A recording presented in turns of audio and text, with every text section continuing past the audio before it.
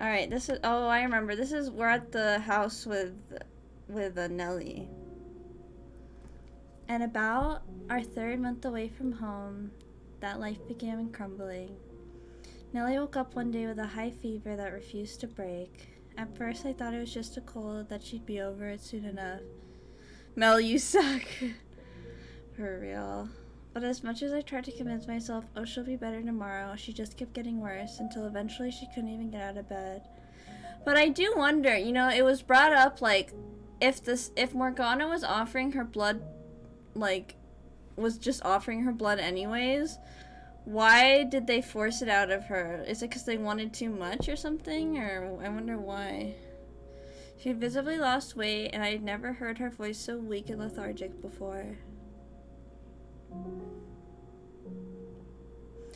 Is there anything you'd like me to get you, Nelly? All I want is you to be here with me, dearest Mel. You really should eat something. I'll make you something you like. How about a nice expensive chicken? The last one got away, but I won't let that happen this time. I'm not really in the mood for anything too heavy. Oh, okay. Don't you worry, Mel. I'll be better before you know it. Yeah, you will. You'll be just fine. Everything's gonna be back to normal soon. Mm-hmm. Watching Nelly grow weaker every day scared the hell out of me. I like the part where the chicken escaped. Yeah, me too. I really did not want to see the chicken get hurt. I desperately did not want to lose her. If I lost her, then who would be left that wanted me? Who would tell me I was worth something? Who would say nice things about me? Who would be there with me every day? Just when I had started to feel optimistic about this new life, started to feel comfortable in it, it was looking like it might fall apart again. I searched everywhere for some medicine that could cure her. Healthy foods, fruits and vegetables with supposed medicinal properties, anything I could get my hands on. I prayed. Same lol, but to be fair, I didn't have faith in Mel to do it, so it went well.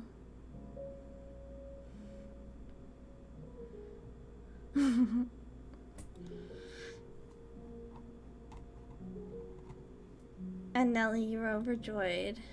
You were thrilled I would go to such lengths for you, but the reality is I was doing it for myself. But as I searched, I couldn't find anything that worked, and I started to panic.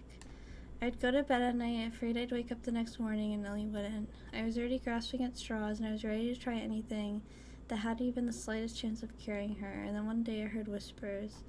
Whispers of a witch who lived by the lake. They said she was a recluse, that she hardly ever left her home, and that she hadn't been down to the city in years. They told me she might have some medicinal herbs that could help, so I rushed down to the lake to see her. Sitting by the shore was a small cottage, even less luxurious than one Nellie and I were living at the time. Seeing thin trails of smoke rising from the chimney, I was convinced the rumors were true, which lived in the house. I wasn't sure what to expect. Being a recluse, I figured she wasn't going to be very sociable at least. To tell you the truth, I was kind of scared to knock on her door. But I had exhausted all my other options, so I clenched my teeth and gave the door 2 firm raps.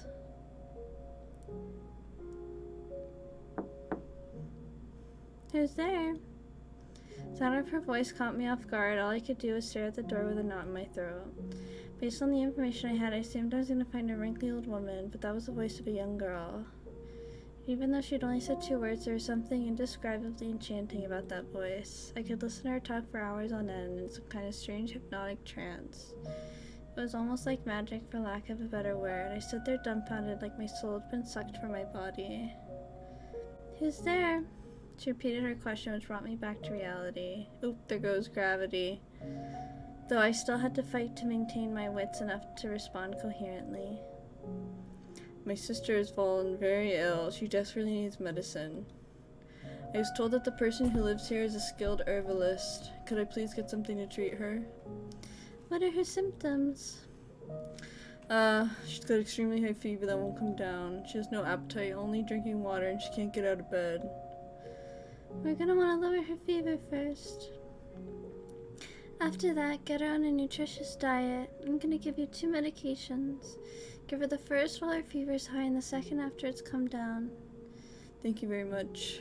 Her voice wasn't bright and energetic like Nellie's. So I was strange, somber, and quiet, yet simultaneously clear and sharp. The sound tickled my curiosity. I wanted to know what she looked like. I wanted to know what kind of girl stood on the other side of the door. With a voice that pretty, she must be equally lovely, I thought, and I had to see it for myself.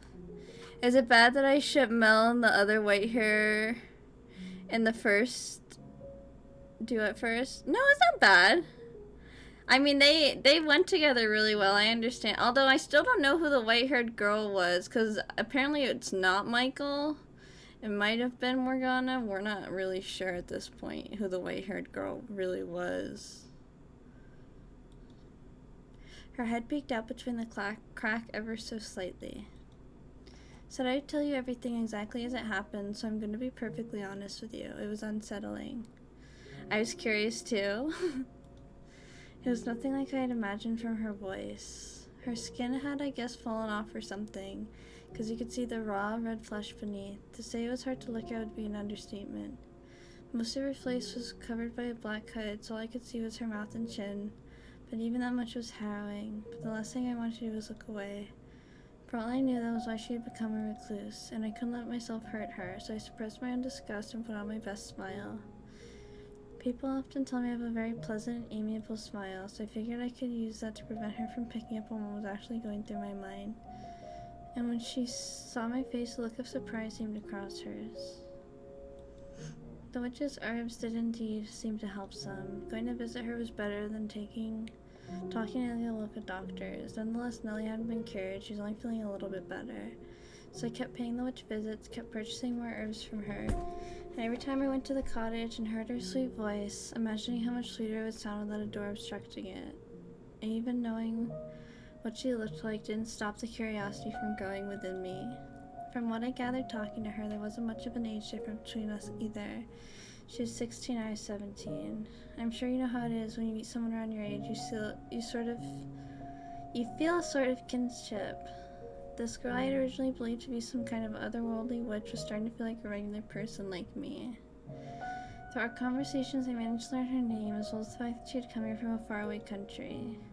We were both a long way from home, thinking she might open up even more to someone who had been through a similar experience.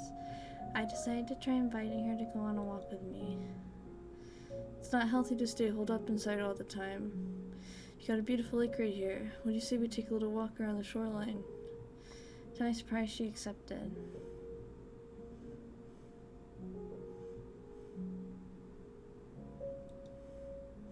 Great weather, isn't it? I love the way the sun reflects off the surface of the lake. It's gorgeous. Are you okay? I'm in disbelief, to tell you the truth. Huh? What for? You've seen my face. You know how hideous I am. And you still invited me on a walk. You're a very peculiar person. Is it really that strange? I mean, we're almost the same age, so I figured we might be pretty good friends. You want to make friends with me? Well, sure, we've been through a lot of the same things, so we can understand each other better than most. Understand each other? Yeah, we're both young, we've been through some rough times. I'm gonna be blunt with you. You've not been through anything like I have.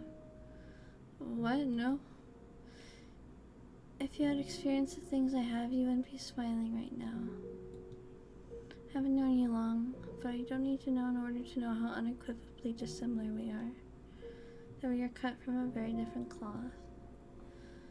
Well, yeah, we're people, we're not made of cloth, so that's not what that means, you know. Oh, I'm sorry, I didn't mean to be so harsh. In fact, I'd say you're much better off not being in my position. Sounds like you've been through a lot. You don't mind me asking what happened to you? I'd be happy to lend you an ear. I like the voices you provide them. Better than what I did for Morgana. Very gentle. Oh, thank you. Might make you feel better to get it off your chest. And that is what's so different about us. Huh? I will not tell you about myself, no. That said, I do appreciate the concern. Thank you. Oh, sure, you're welcome. She's not very open with people, huh? I guess that's only to be expected. She hasn't spent much time around other people looking the way she does. I wonder if there's anything I can do for her. At least get her to show a little bit of emotion. Say, if it's not too much to ask, you think we could maybe do this again sometime? Don't expect me to lower my prices.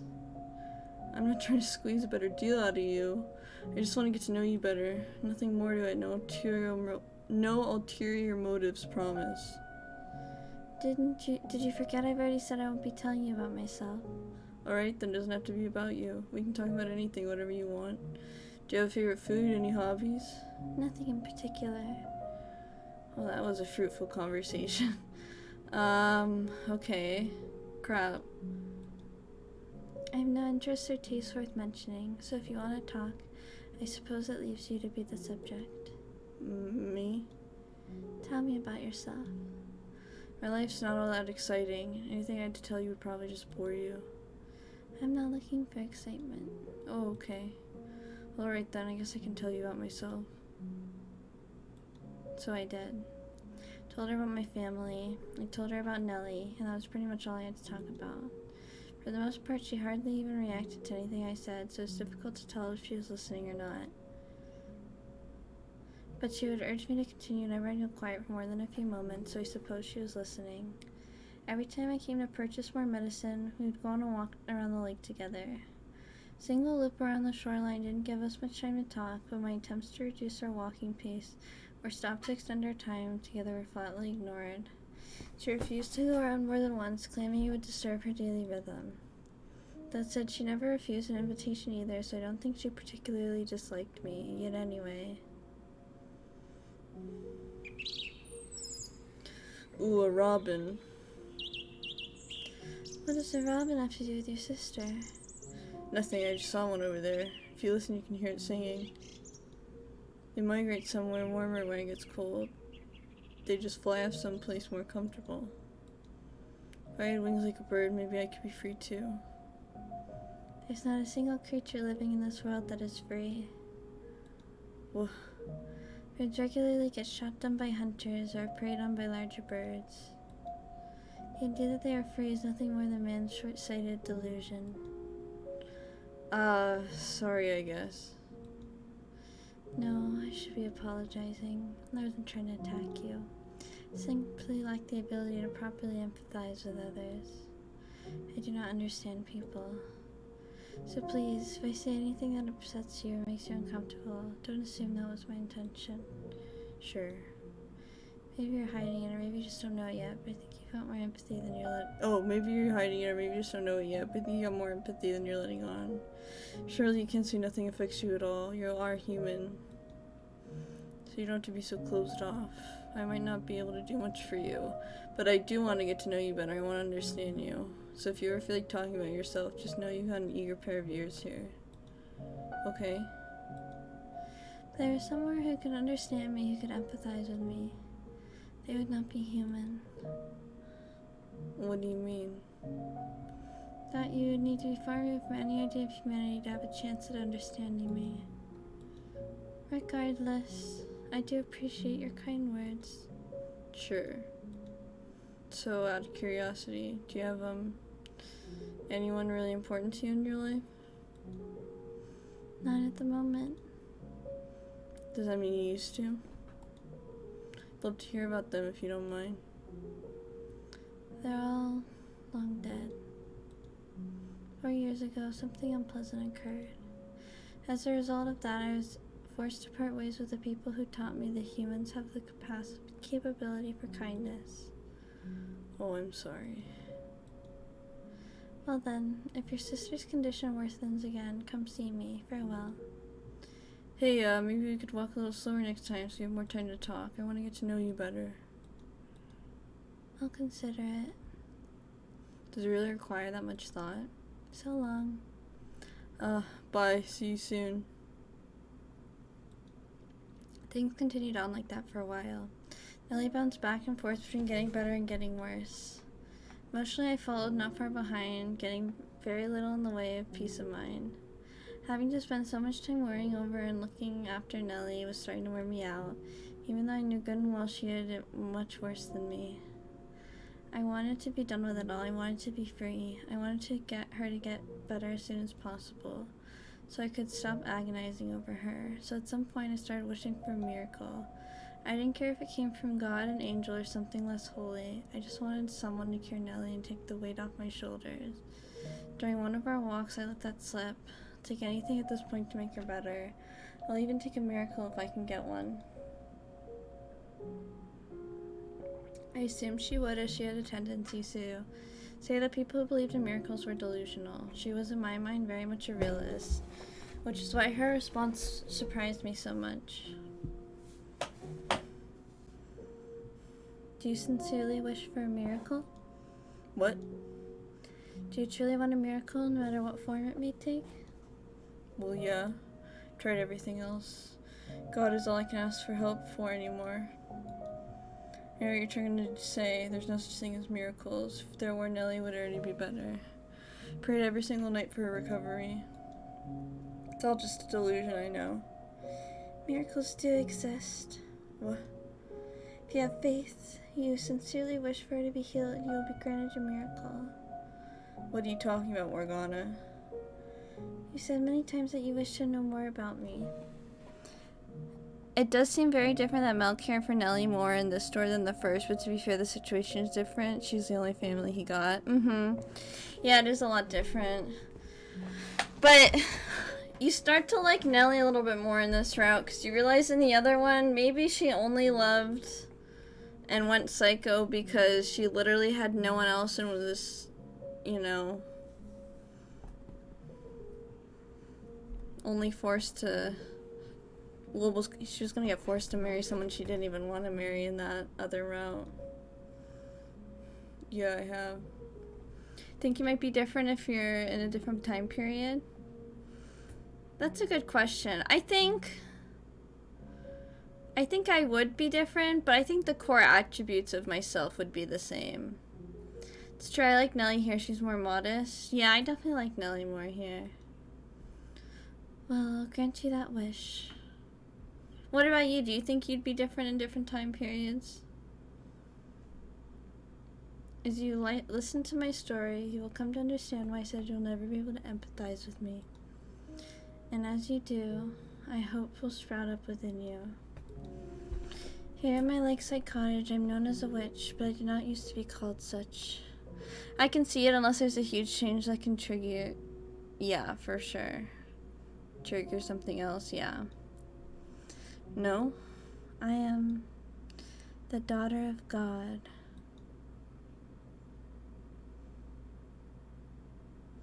Most people would dismiss that claim as madness, and I almost did exactly that. There is something strangely enchanting about her voice, so I found myself slowly drawn into her tale, listening to her every word. The more I heard, the harder it was to believe she was lying. For long I was convinced she was the daughter of God, a saint whose blood had miraculous powers. Her first cry ended in a lengthy drought in the village where she was born. Her blood cured the sick. She rolled up the sleeve to show me her arm. Practically every inch of skin from her shoulder to the tips of her fingers was scarred from where she had been cut. According to her, the scarring had been far worse, but had improved with the application of ointment. Every single one of these scars, she said, had marked a person who had sought her blood. I believed every word. There was something about her that set her apart from the rest of us normal people, like she was some higher being. They were not self-inflicted wounds, not the marks of someone who had tried to take her own life, but symbols of the great sacrifices she had made. She offered to give Nellie her blood, and without a moment's hesitation, I accepted.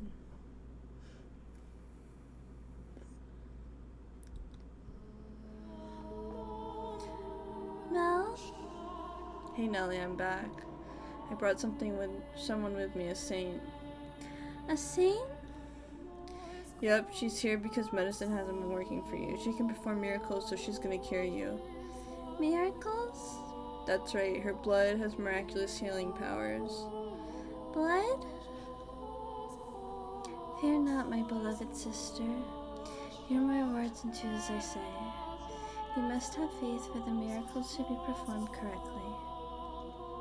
I give you my blessing, that it may bestow unto you salvation.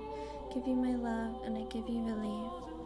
So the thing is, I'm aware of my red flags and things I'm not proud of. I feel like it's true what they say, everyone is capable of going to the dark side. Oh, definitely.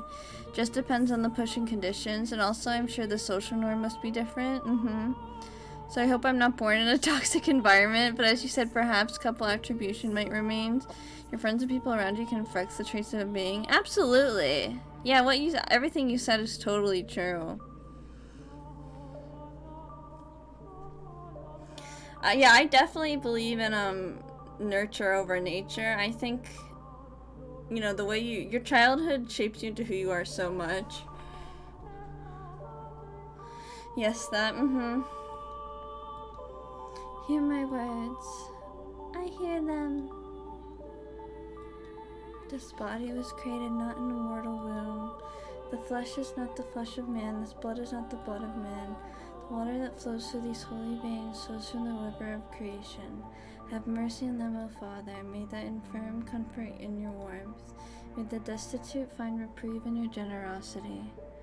Like the baby test and attachment too. See how it's different? Your care plays a huge role.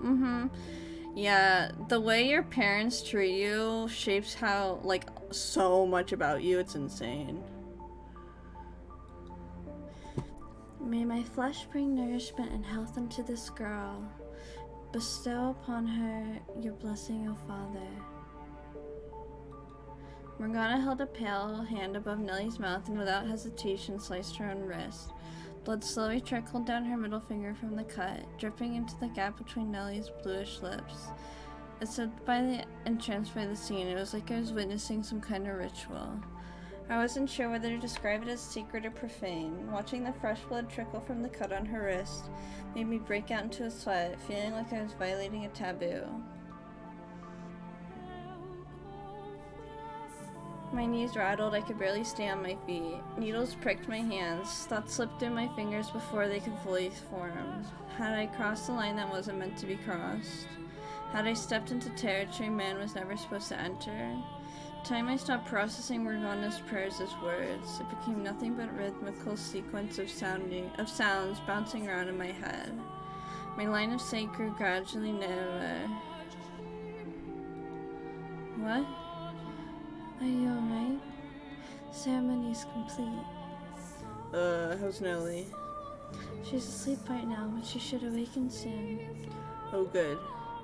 My blood has the power to cause miracles, but you must remember that the miracle is predicated on your faith. So you're saying we need to worship you? No. I'm merely God's progeny. Your praises and prayers should be directed at my Father, the Lord God. I should get going then. Hey, thank you very much. When Morgana had said I would never be able to understand or empathize with her, she had not been lying. Having only heard her tell of it, I still believe there was room for me to close the gap between us, that we still had enough in common. Seeing it with my own eyes, feeling it with my entire being, it no longer had any illusions of us being on the same plane. As I gave her my thanks, my voice was audibly trembling.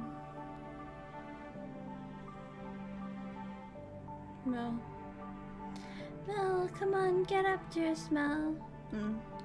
Oh, Mel! Nellie? Aha, finally, you're awake, sleepyhead. What's with the look? Am I making a funny face? Are you gonna be up and about? Yep, I woke up this morning feeling wonderful. I feel my forehead, Mel, see no fever. It's gone. She actually performed a miracle. I only remember bits and pieces, but I remember a pretty saint lady showing up and giving me her blood. That's how she remembers it? Her memory is pretty hazy, huh? Then I got this warm and fuzzy feeling inside me, and then I had a really strange dream. What kind of dream? There were a whole bunch of lights floating all around me, and they were changing in all sorts of different colors. It was the most wonderful dream. Doesn't help me understand it all, Nellie. It was a good dream, that's what matters. I must have been the saint lady's power at work. Maybe, yeah.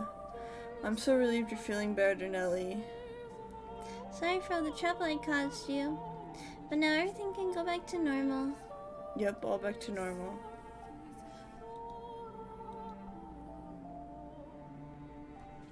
She wants to thank me?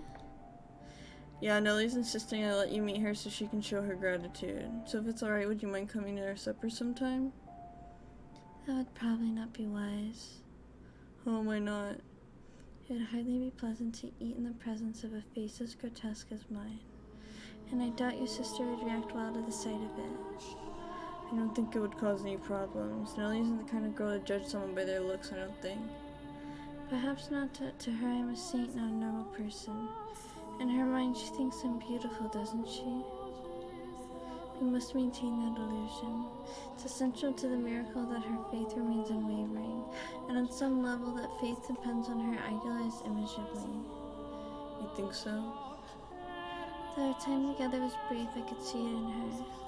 She's a girl with a great love of beauty. And perhaps the same could be said of you. I don't judge people by how they look. It's what's inside that matters. I'll take you at your word. Thanks. So, are you sure you don't want to come? I really shouldn't. I'm terribly sorry. Oh, okay. Why in the world am I feeling relieved? Nellie was recovering with a huge weight lifted off my shoulders. And everything could go back to the way it was, quiet and unremarkable. I could finally go out and get a real job, forget about my old life, like a regular old commoner. That was what I was going to do for the both of us. The problem was, Nellie hadn't actually recovered completely. She was in nearly perfect health for the first few days after drinking Morgana's blood, but soon her fever came back and she stopped being able to get out of bed, and to top it all off, she started having lengthy coughing fits. During some of them, she coughed up little bits of bloody phlegm. I nearly had a panic attack. So I rushed down to Morgana's cottage and told her what was happening, which she responded to with a quizzical tilt of her head. Nellie's health meant anything to me. It certainly wasn't the curiosity of her head tilt that seemed to make it out to be, but it didn't seem to bother her at all.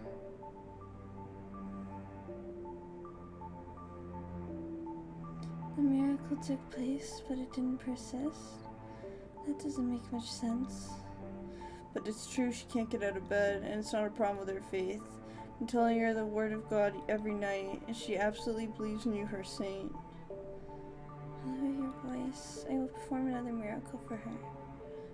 You'll do it again? I will not forsake those who are in need. And it'll stick this time, right? I cannot promise anything. Poor Nellie, why do bad things happen to good people? I know, right? Out of all the doors so far, which is your fave? Mine was the first door. I like Giselle next. Oh, my favorite door? I really liked the third door, actually. I really liked that toxic relationship. I don't know why. But why? Your miracles aren't supposed to be temporary, are they? Jacopo, yep. Jacopo and the white-haired girls. I'm kind of a yandere now that I think of it. Oh, it's kind of a yandere now I think of it. A little bit. It was a canon relationship too. Nice. You're my only hope, though. Please do not worry. If a second blessing is not enough to cure her of the ailment, then I will visit her and give her my blood as many times as necessary. I'll gladly give her every last drop of blood in my body. So how did she get trapped? I assure you, my father does not want to see two young souls like yourselves torn apart. Neither do I. We should get going. Alright. The other two wasn't even in a relationship with the white-haired girl, so that was the first. Yeah, they got married. For the second time, Morgana had Nellie drink of her blood. And for the second time, she was healthy again the next morning. For the second time, she felt ill again shortly thereafter. Her fever returned. I went to see Morgana, and she gave Nellie her blood. The cycle repeated again and again, and every time I had to watch her go through the ceremony. It was exhausting, and I wasn't sure I could handle it much longer. I started thinking maybe there wasn't anything sacred about anything of this, that it was blasphemous and looked from the outside. The fact that Giselle got jealous too, I'm like, dang, they get Yuri in this game too. I know, right? Giselle and white hair girl ultimate ship. I was making a girl cut her own wrist and feed my sister her blood. Nothing about that sounded right. But I had nowhere else to go, no one else to ask for help. When I was with Morgana, listening to her words of reassurance, she without fail wiped away all the doubt I had. It wasn't until after she left that the wave of regret hit me. I ship. Me too. Wait, let me turn the air on. It's so hot here. It's like 100. Is it hot where you live, Gemma?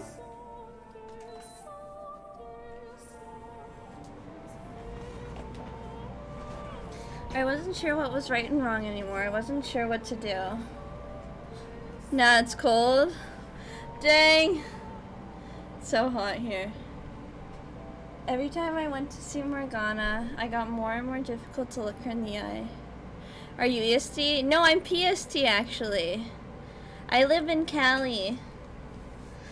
I stopped asking her on walks as often. I stopped trying to have chats with her, and not so much out of a sense of guilt, but I was getting to be afraid of her. One of those draining days, someone knocked on the door. I hadn't asked Morgana to come down that day, so I wasn't sure who it could be. Nellie was asleep in her bed, so I quietly rose from my seat and made my way to the door, trying not to wake her. Who is it? Hello, who's there? I had an inkling of suspicion, but having been raised in such a sheltered environment, I didn't understand how dangerous it was to thoughtlessly open the door to anyone who came knocking. Oh, really? Cali time is so slow. I went there when I woke up. I'm like, how is it still around 6 a.m.? I've been on my phone for a while. In New York, everything is fast. Oh, you're in New York? I've been there before. Everything goes super fast in New York. You're right. Pulled the door inward a couple inches and tried to take a peek through the crack. When out of nowhere, someone grabbed my shoulder and shoved me, helpless to resist, into the house. A man stood there above me. Oh, there's the second guy. What do you think you're doing? What do you want from me? I don't have anything valuable. I'm just a regular old peasant. What voice should I give him? I'll give him a French accent. I am not here to rob you. I cannot do a French accent. I don't know what accent this is.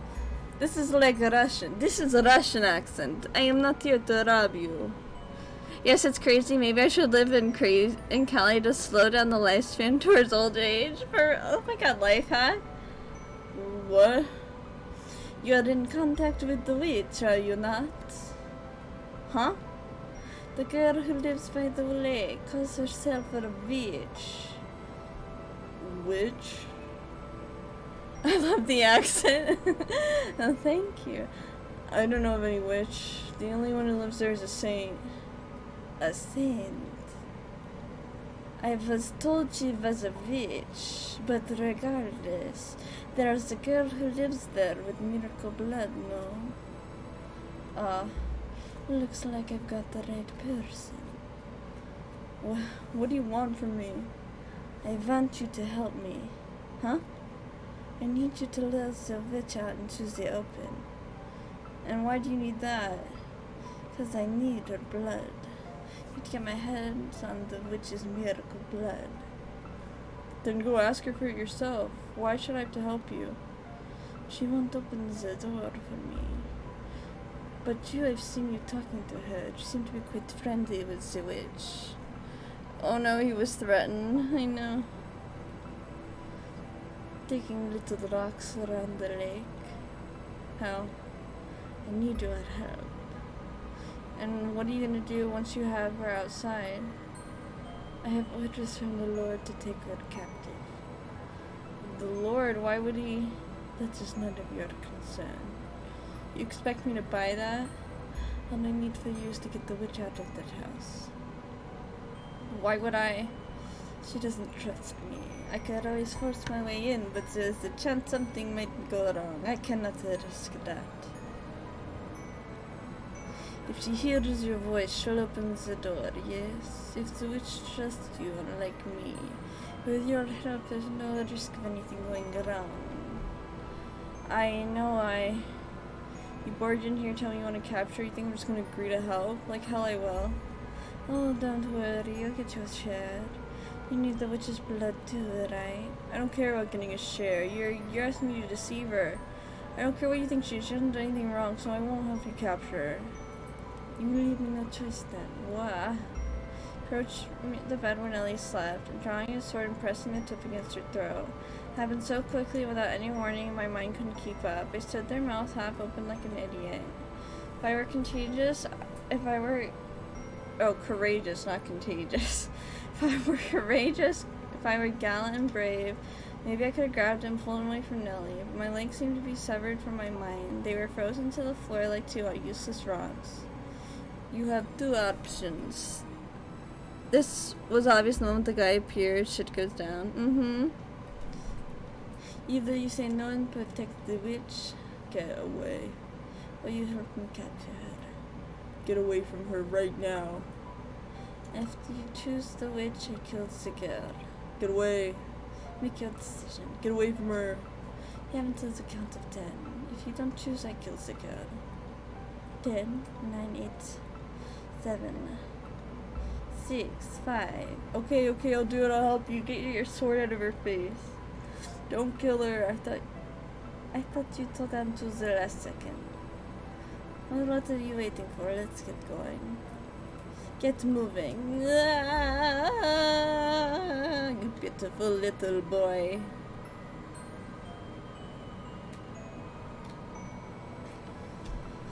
Felt like jumping into a lake. Couldn't make sense of how I ended up in such a position. Just a few months earlier, I'd been living back in my family's estate, hardly a worry in the world. And Nellie had been healthy and happy. I hadn't been exciting, but I figured that was how things would always be.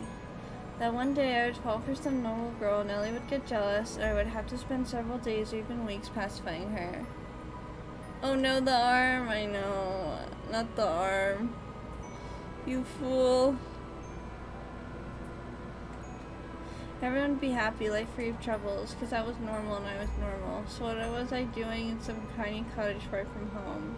Feeding my sick sister miracle blood. What was I doing walking beside the barbarian? What was I doing at all?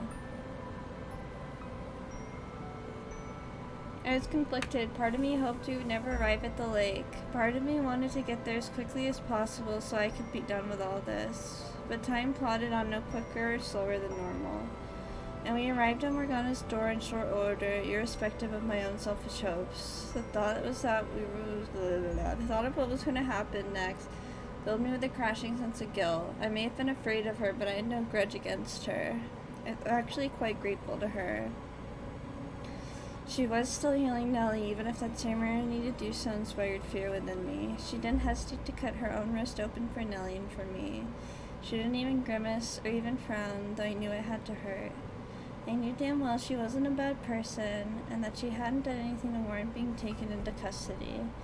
She might very well have been a genuine saint. But there I was, selling her out because a man with a sword threatened me. Oh, Father in heaven, please forgive me for what I'm about to do. Please forgive me. Quit sniveling. You want her to get suspicious. For you, why, how? Can't you? Oh, please, oh God. Stop crying. Would you rather I kill you here? Just close your eyes. It'll be over before you know it. Do it. Call on the witch.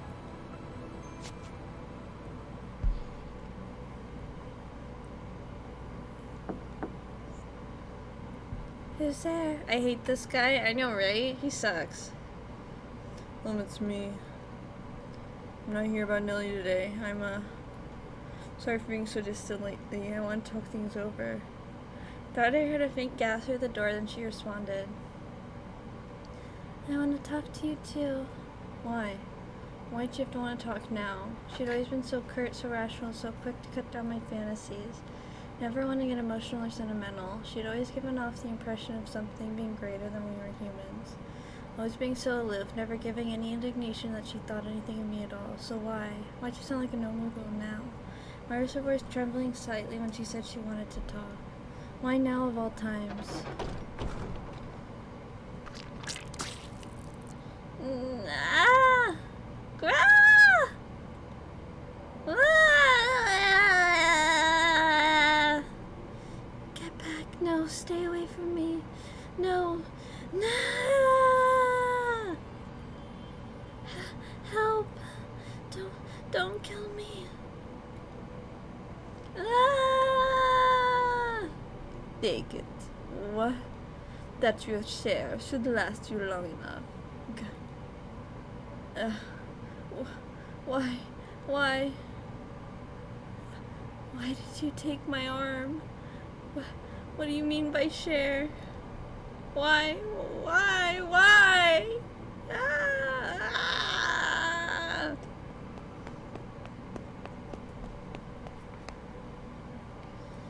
It all happened in less than a minute.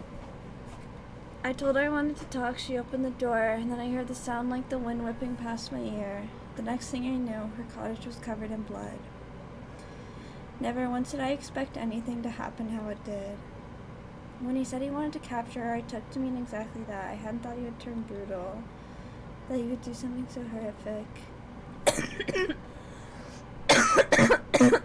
Excuse me.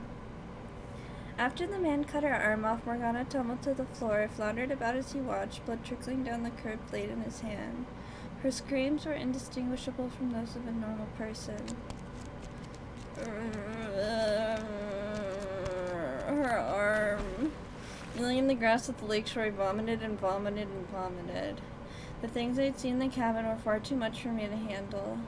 Tossed the Morgana's arm, that the man had given me to the lake. What else was I supposed to do with it? It was an arm, a human arm.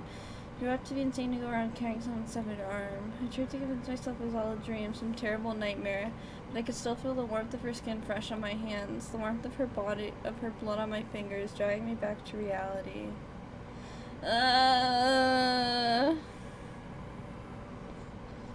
My mind couldn't keep up with the flood of thoughts and emotions and images. I wanted to close my eyes, but I was too afraid I would find the bloodbath in the cottage of the back of my eyelids, which left me with nothing to do but wail. I was horrified at what I had done. I knew I was the one who had set it all in motion. If I had kept quiet, Morgana wouldn't have her arm cut off. But I didn't want to admit it was my fault. I didn't want to accept I had caused it. I did nothing wrong. It's not my fault. He threatened me. So it's not my fault. I had no choice. You always have a choice. I didn't do anything. Frantically scrubbed my blood-soaked clothes in the lake. As I watched the red clouds spread, I knew I was defiling something pure and beautiful, but my awareness of the fact was slowly dissipating like the blood through clear water. You threw the arm! Are you serious? I know, right? The emotes you're using are so cute, by the way. I came back to my senses at the sound of a bird chirping and quickly recalled I had left Nellie alone at the house. My legs were shaking, I could barely keep myself upright, but remembering her gave me enough motivation to drag myself back home. That's such a waste. I know, right? What the fuck? If she hadn't been there waiting for me, I seriously might have thrown myself in the lake instead. Mel? What's the matter, dearest Mel? Where have you been? Mel? Oh, I'm so sorry. What? Those are mine. I made some of them. But the white hair my friend made, they look so great. I'm sorry. I'm so sorry. Will you ever be able to forgive me? Dearest Mel? Never meant for this to happen. I'm so sorry. Please, I'm begging for you to forgive me. I'm begging you. Were you not able to get my medicine? Is that what you're crying about? It's not a big deal, Mel. I'm just fine, honest. I'm alright. Thanks. Yeah, no problem. I wanted to forget everything. I wanted to forget about my involvement, about the horrible things I caused to happen. Whenever I lay down and go to sleep, I heard screams, Morgana's animalistic howls. I saw her cottage, blood splattered everywhere. Felt her severed arm still warm in my hands. From that day on, what sleep I got was hardly restful. Nellie probably didn't notice anything through her feverish haze, but I'm willing to bet it looked like hell. Praying time would cause the memory to fade, I started to look for doctors again. Instead of clinging to a miracle, I'd have Nellie's sickness cured the way normal people did.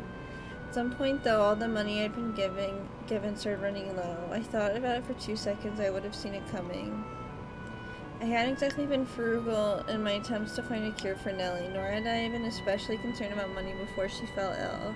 So used to living like an aristocrat, I hadn't succeeded in breaking these old habits. Huh, I feel bad for Mel now. Yeah, it's fucked. I mean, it sucks, like... What I would have done if I were him, though... Oh, fuck. That sucks that the guy was right behind him, too, because, like... I would have been like, you should stand back there because she's gonna get suspicious if she sees you.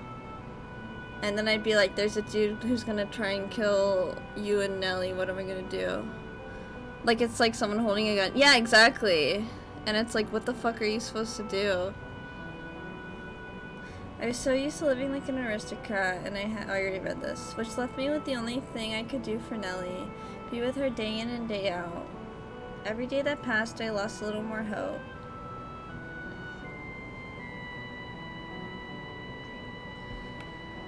If I couldn't do anything and Nellie died, I would be utterly alone, and that was what scared me more than anything. Yeah, I do that too, if I could, or knowing me, my anxiety happened and I panic. No! Oh my god, I totally know what you mean though. That's so funny. The nightmares were eating away at me, leaving me with nowhere to run. And I didn't have someone there with me. I wouldn't have been able to hold myself together. After 3 or so days of me sitting by Nellie's bedside, hardly moving, there was a knock on the door. Who's there? Who is it? Open the door, unless you want me to kick it down. My suspicion was correct. I couldn't think of anyone who would want to come visit, but what I didn't know was why he had come back. I don't want anything to do with you anymore. Open the door. Leave me alone, please. I want nothing to do with what you're doing. Open the door.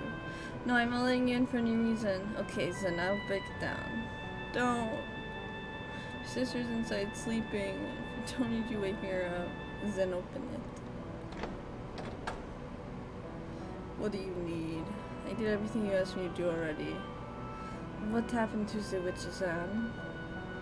I threw it away. You really think I was gonna keep that? A person's arm?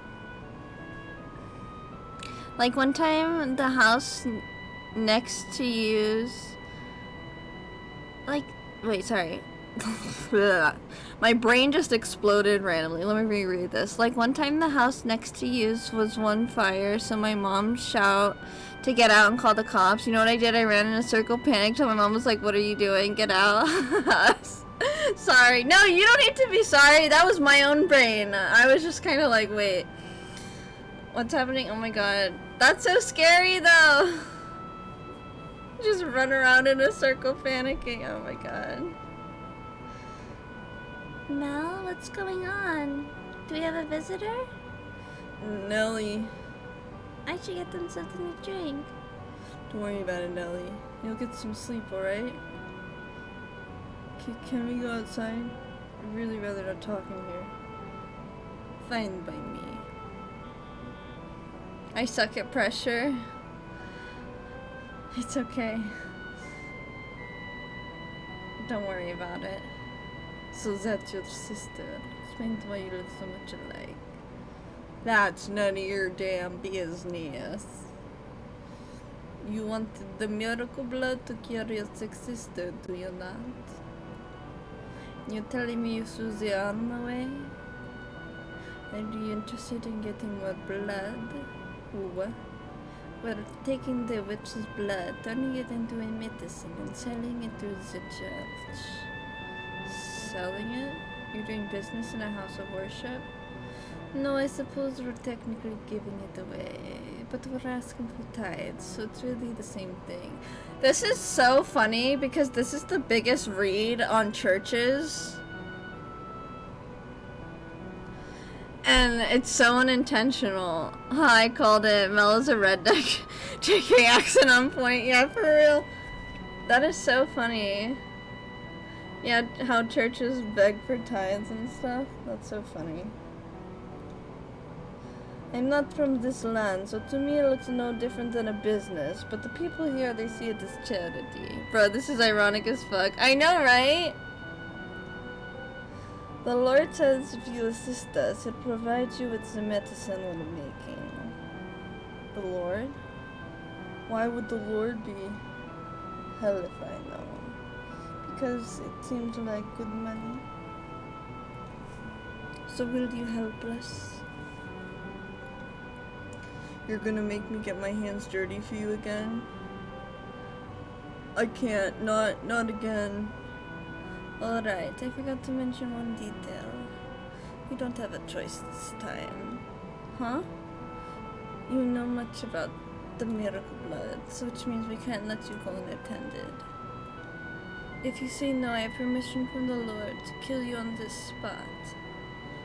Why? So will you help us? Or will you die here? I mean, that sucks. Like, what are you gonna do in that situation?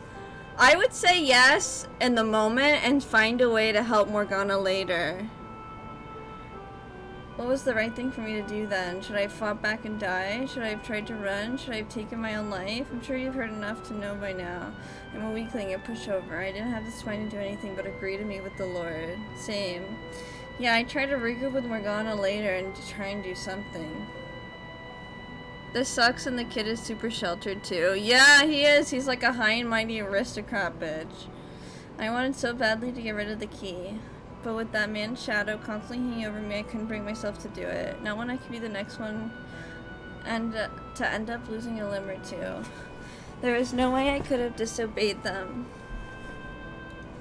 And that's everything that happened 6 months ago. Every day since I arrived here, I brought Morgana breakfast and supper. She doesn't say anything, but I saw in her eyes the first step I stepped through the door. How could you do that to me? I never looked her in the eyes since, because I'm too afraid of what I might see in them.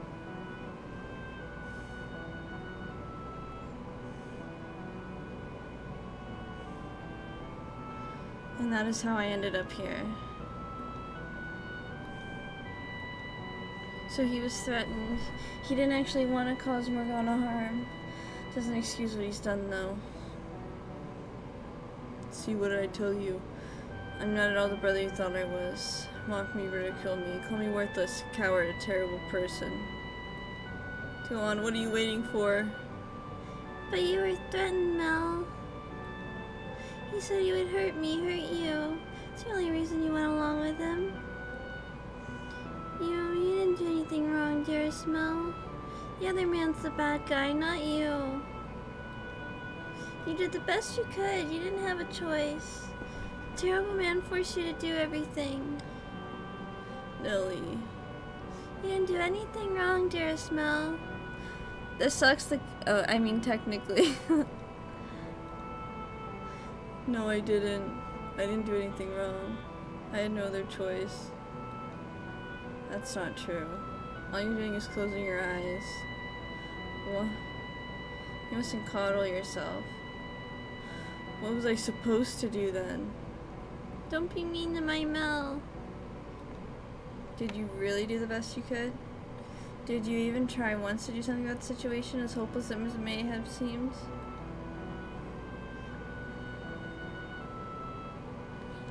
Nellie is an enabler? Yeah, she is. Could you not even conceive of any other options? Could you not have come up with something else to say at Morgana's house? Something that might have given her even the slightest clue she was in danger? But when she opened the door, did you do anything? Did you even so much as attempt to stop him? My legs were shaking so bad I couldn't move. There's no way I could have stopped him. At the very least, you should have fled. You should have stayed with her and told her the truth, that you weren't there willingly. Maybe she wouldn't have felt so utterly betrayed. Yeah, that's definitely true. It's not good to disregard the fault. Definitely. But he was there. You think I could have actually stayed there with him? Not a chance. It's not like Morgana would have... She opened the door because she trusted you. She's not the easiest person to read, but she was opening up to you. And what did you do with that trust? Stop it, please. You made your point. It's not all Mel's fault either. If anything, he's a victim. He's just trying to protect me. Were you listening to anything he said, Nellie? You were not Mel's first priority. He did what he did for his own sake. Well, what did you expect me to do? Pull courage I don't have out of thin air? What's so wrong with self-preservation? There's nothing I could have done to stop him. I'd love to see you try and do any better. Then maybe you'll have understand how scared I was, how little I could have done. It must be nice to be an outsider and talk about my experiences like you know anything, analyzing my decisions, go on about what I should have done. You don't have a damn clue how terrifying it all was. How it felt having to go through it. Oh yeah, you're right. I'm sure it would be the courageous thing to do to sacrifice your life for someone else. But you know what? People like that only exist in stories. Except you don't actually understand that. You just want to give me crap for not being perfect. Do you want my pity? Is that all you want? If I tell you I feel bad for you and oh how hard it must have been, will that satisfy you? Do you want to know what you can do now? What's even left to do? Nothing I can do is going to make your situation any better. We'll make her arm come back. All is not yet lost. Open your eyes. Take a good long look inside yourself. Think about what you can do. Stop sitting on your hands telling yourself it's too late. There's still time to make a difference. You just have to commit the act. I don't think you're an especially bad or cowardly person. I think you're an ordinary young man. It might sound like I'm telling you to do the impossible. But soon the time will come when you must make your choice. When you stand up and take some responsibility for what you've done. No one's childhood lasts forever. The good days are long behind you before you ever realize they've passed. When faced with the consequences of your actions, you should not have turned and run, but held yourself accountable. It is perhaps a disproportionately large burden for you to bear, but it's fast approaching. If you need to make a decision, find your courage. Set Morgana free. Mel. But if I open the door for her, it's a little too late. She'll never forgive me after. So forgiveness the reason you should act?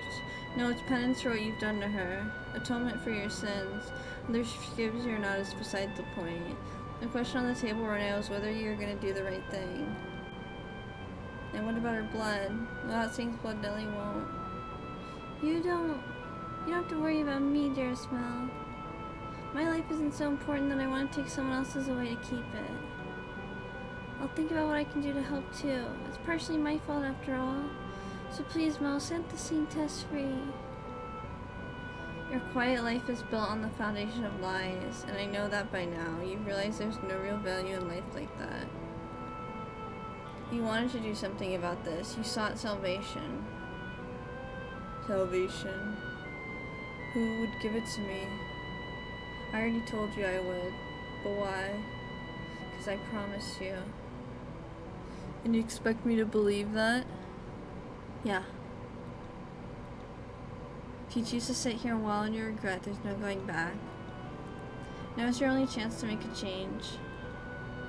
Mel. Alright. I'll help. I'll help you set her free. Dearest Mel. I knew all along that was what I needed to do, but I could never bring myself to act on it. There's no way I could accomplish anything alone. I'm basically helpless on my own. Everything about this is so completely outside anything I've had to deal with before, so I had no way of having any idea what I was supposed to do about it. God can be pretty cruel. Why would he force a boy like me to make such a difficult choice? Yes, he can be. You're made to be part of a more normal, less tumultuous world. But you've come too far to go back to that. So the least you can do is change the world you're in now. Yeah. I doubt I need to remind you, but you know I can't get in with only my key. You need all three of the other two. They don't feel an ounce of remorse. Taking their keys won't be easy. Easy or not, we have to get them. I'm sure there's a way. There must be. Just so we're clear, you're not gonna overpower them. The guy with the sword much stronger than you, and he knows how to use a blade. He's the Lord's bodyguard, so you're not getting near the Lord either. Even the two of us together wouldn't stand a chance against him. Seem pretty weak from the looks of you. Who knows, maybe I'm stronger than you. God, I really want to hit this boy. Deep breaths, Michael, deep breaths! Giselle is so cute. She's such a little cutie pie. She's such a sweetie, too. Oh, poor Giselle. I love her. There must be some kind of way we can get their keys. I know they both have people they're close to. Huh? People they're close to? We can talk about that later. Now that you've made your decision, talking with me is your top priority, isn't it? Mel. Nelly. Sorry for involving you in all this. I'm really sorry for being what I am. I'm no prince, that's for sure. You always were my prince, though, dearest Mel. You did your best to be the brother I wanted you to be. Honestly, I adored the way you fawned over me. All that affection just felt so good. What? Made me feel like I was special and important. Having someone to care for, to pamper with, was empowering. It's the kind of guy your brother is. Someone else, some other girl were ever to show up and call me her prince, say she loved me, I'd probably try and act like a prince for her too. Why would you say that? Because all this, it's been so hard on me, such a huge weight on my shoulders that every so often I would think, so how much easier would it be if I could get rid of her? Morgana was just a regular girl, not a saint or a witch or any of that. It's a pretty girl about my age, she might have been the one getting all my attention instead of you. This is who I am. That's not you, dearest Mel. You're just beating yourself up. Maybe you would have chosen her over me, but that wouldn't make you any less of a kind man.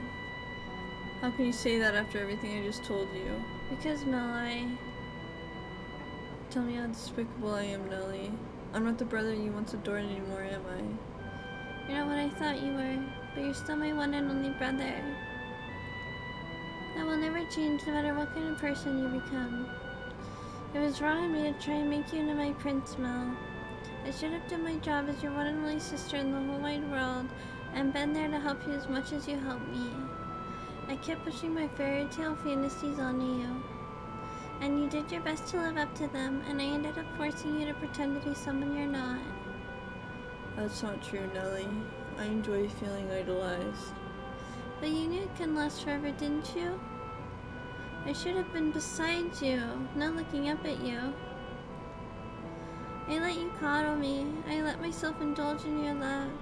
I thought everything would be alright as long as you kept telling me how adorable I was. You were like magic words to me. I kept my eyes shut. Mel, starting today, I'm going to do my best to be your sister. Well, I'm done. I'm all done holding you to fairy tale ideals. I won't make you pretend to be a prince for me anymore. And I won't be your princess either. I'm just gonna be your little sister. So get back on your feet and stand tall, dearest Mel. I know you'll probably have to pay for what you've done when the Saintess goes free. I know you'll probably cry about it for days, but I won't regret making that decision. Well, I don't know what to say. I wasn't expecting you to handle this so maturely. You're putting your big brother to shame, Nelly. Mother would tell me that girls grow up faster than boys. She was right about that. Thank you, Nelly, for accepting me in spite of the awful things I've done. And for having me as your brother. You're quite welcome, dearest Mel. I think I'm gonna pause here.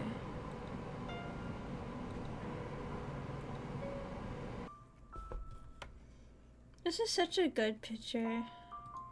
Alright, let's continue. So, okay. Let's see.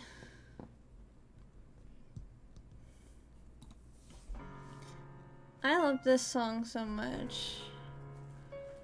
It's so pretty, yeah. Oh, this song is so good. Let me...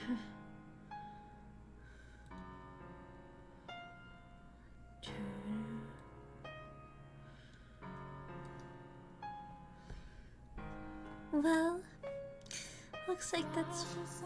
Wait, I want to listen to it. That's so pretty. Well, it looks like that's one problem solved. It's so calm. I know. It's so like. It's like so like flowy and like soft and like it's so pretty. They finally reached the point in their relationship where they would belong.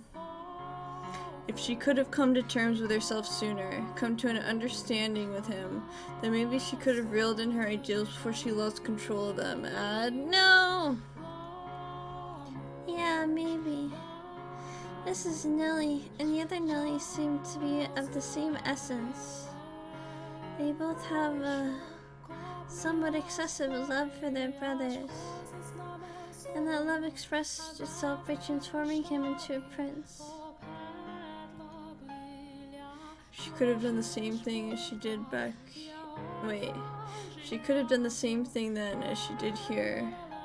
Maybe their tragedy could have been avoided. This is before then, though. Since they've been fixing up in this life, maybe it'll have a positive effect on their next life? This could change the future. They may share the same souls, but they lived in a completely different times. Do you really think something like this could have any effect on the lives of people hundreds of years from now? There's no way to be certain, of course. But considering how tightly the two seem to be bound, I doubt it will have no effect. I hope it has some effect. Giselle. I was there, in the mansion, as it all happened, and I just stood by and watched. I feel so guilty about that. If I had done something, then maybe it wouldn't have turned out like that. I hate what I was then, what I was until just recently. When the memories left imprinted throughout the mansion showed you bits and pieces of their lives. I told you their tale. The only thing I contributed was despairing commentary. I don't feel you were that critical of them. I absolutely was. Talked about them like they were somehow beneath me. Yes. Did occasionally offer an opinion on someone or something you showed me beyond the doors. But the fact that you were mostly detached from the events there is what allowed me to get to the core of their characters. If you hadn't been in the position you were, so you could tell me the story the way you did, I would never have been able to talk them into helping. You contributed far more than criticism. Your words went for nothing. They made this all possible. It makes me feel a lot better hearing that from you. And if you still regret your inaction, then make up for it now by taking action here, and have faith that it will bear fruit in their next lives. I will. I wonder if Morgana might have a change of heart too. It's not like Mel wanted to bring her so much pain. He deeply regrets what he did, so maybe she won't bear quite as much resentment for him when she learns that. Yes, I know what you're gonna say. That was not to assuage her. She wouldn't have held onto her hatred for all those hundreds of years. Still though, I hope it does something for her, however small. As do I. Gotten pretty late, so I'm gonna take Nellie back to the cottage. Okay. If you have some secret plan to get the other two keys, could you fill me in on it tomorrow? Sure. Also, I could get your number in the room if you want it. This one isn't the nicest. Aw, no, it's fine. I've come to realize I'm more at home in less comfortable environments. Michael. Am I just imagining it, or is that as depressing as it sounded? That's not quite what I was going for. Well, anyway, if you're fine with it, suit yourself. Say, I've got one huge lingering question, if you wouldn't mind enlightening me. Yes. Why would you go for such length? Back woo! Yay! Welcome back, Jamal! I'm sorry I got an ad, that's so annoying. Why would you go to such lengths for me? Seem to know Morgana, so I can understand why you want to be fighting for her. But me, I had a part in putting her in that tower. You have every reason to hate me. It's okay. So why would you want to help me?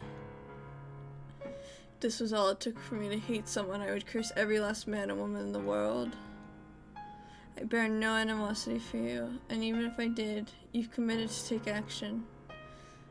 That doesn't explain why you're so concerned about us. It almost seemed like you actually cared about me and Nellie. But we're complete strangers. We just met today. Because some part of me couldn't think of you as strangers anymore. Huh? That's right. When he first came by this afternoon to talk, he didn't feel like a stranger to me either. It was weird, like he'd known me my whole life. So I made him into my second brother. Your second brother? You're more than welcome to change the order, Nellie. Make him number 2 and me number 1. Oh my god.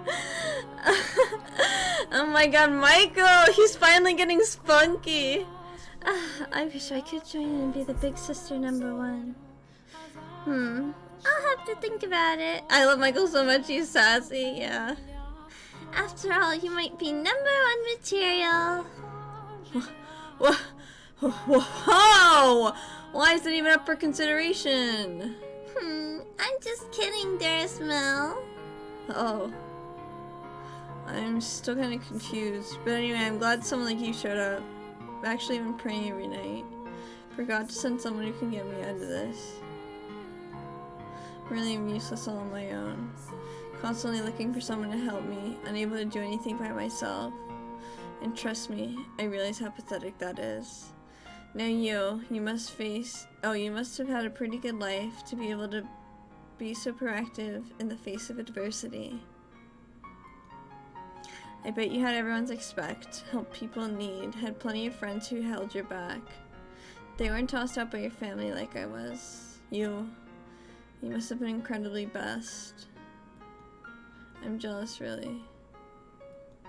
Sorry, that came out of nowhere, I know. I should be going. See you tomorrow. Good night, Michael, brother number 2. Good night. Michael, he wasn't trying to be. Yes, I know. I just thought it was rather funny. I'm not taking a stand because I've been blessed, but because I've got nothing left to lose. Figured for Morgana because I understand what it's like to be tortured day after day. Having experienced the loss of my siblings, I didn't want the 2 of them to go through the same thing. I'm gonna cry, it's so emotional. If anything, it's those who have lost the most that are most likely to take action. I'm not sure if you realized it or not, Michael. You've gotten to be a great deal more expressive since arriving in this area. I can't see your face, but I can hear it in your voice, and I can feel it in your presence. So I'm sure it's showing there too. Making all sorts of faces I've never seen before.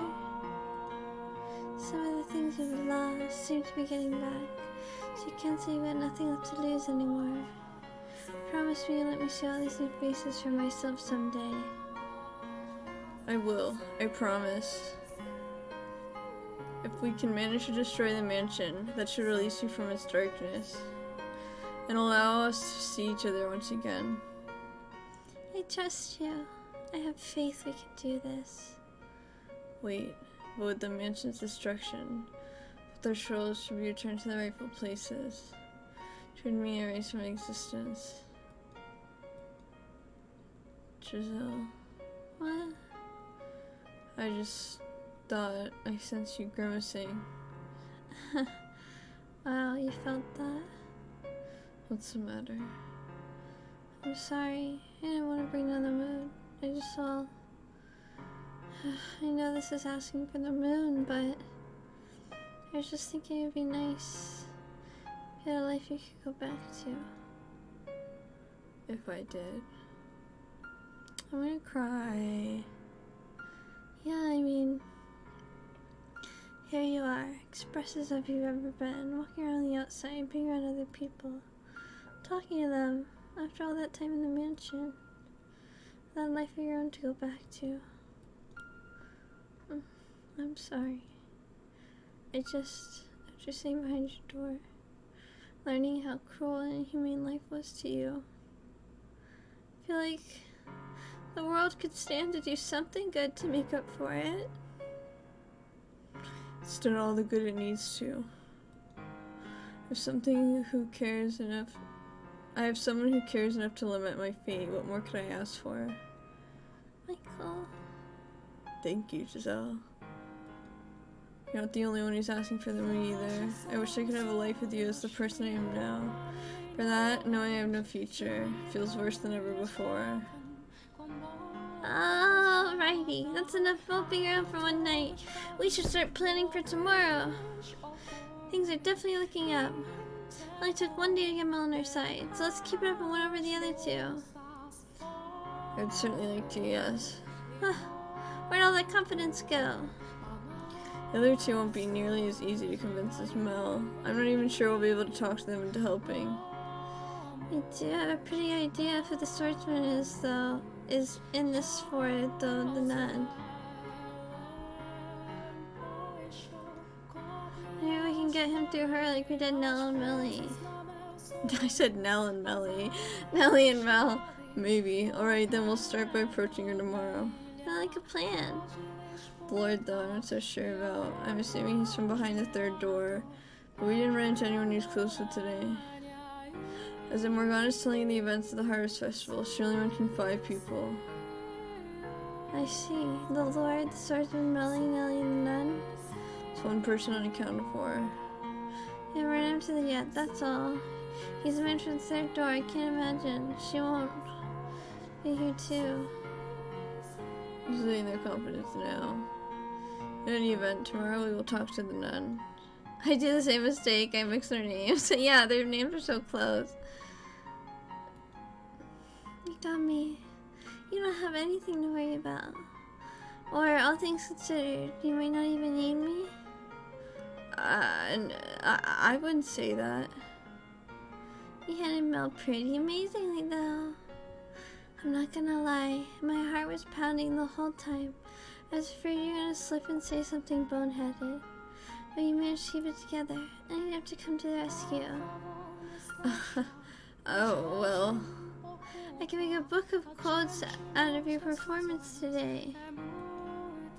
Oh, for the love of God, please don't.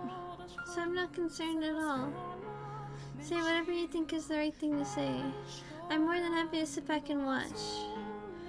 The more you pile on expectations, the more afraid it makes me that I'm going to trip up. Besides, I don't think I could have done anything of that without you. Why not? My life was hardly pride-worthy as Mel seemed to think. I didn't really feel like I had a right to talk to him like that. But knowing you were right there urging me on was what allowed me to act without hesitation. So, thank you. No thanks necessary, but if you say so, then you're more than welcome. Glad I could be of assistance, if just a little. Thought you were. Now let's keep this momentum upward. Getting a bit late though, you should probably get some sleep. Oh, what is it? Kinda don't want to sleep. Why not? For somewhat childish reasons. Oh, you said you won't be able to hear my voice? Are you lonely, you poor dear? I am. That's the last thing I expect you to admit to. Okay, well, do you want to stay and talk for a little longer then? Not too long, you need to rest up for tomorrow. Who knows, maybe I'll show up in your dreams if you wish hard enough.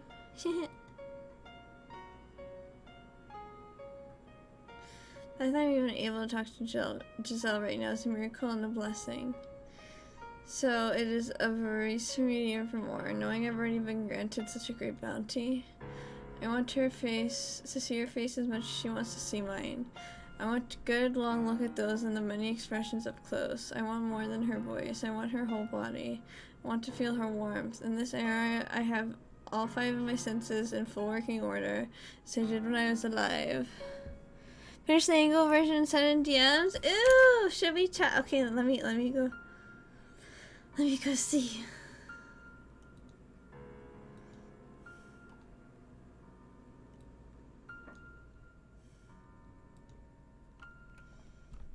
I'm so excited.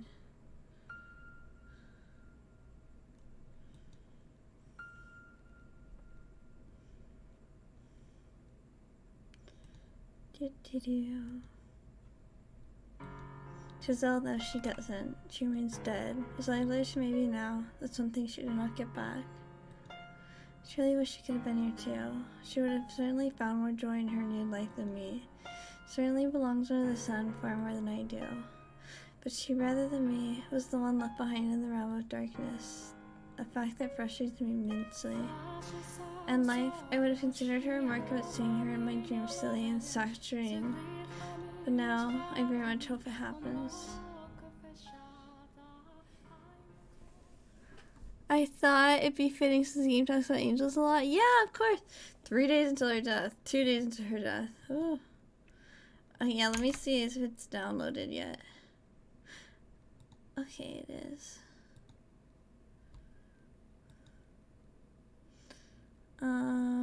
Let's see.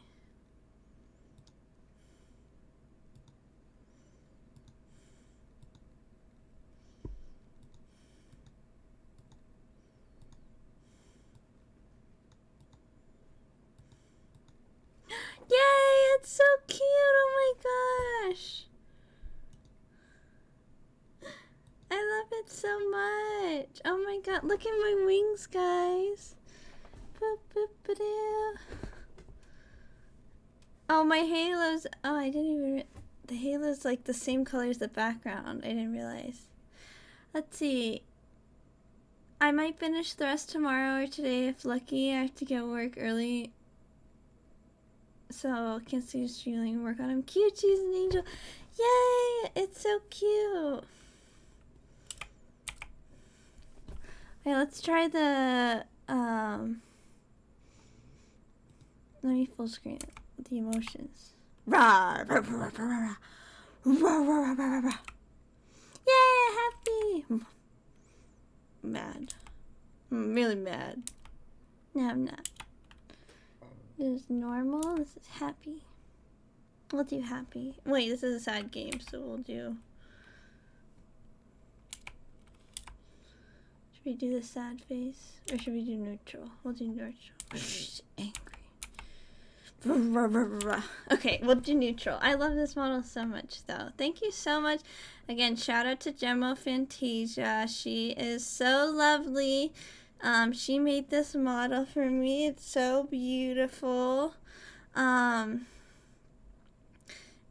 she's also a streamer and is so good at streaming, so definitely check her out.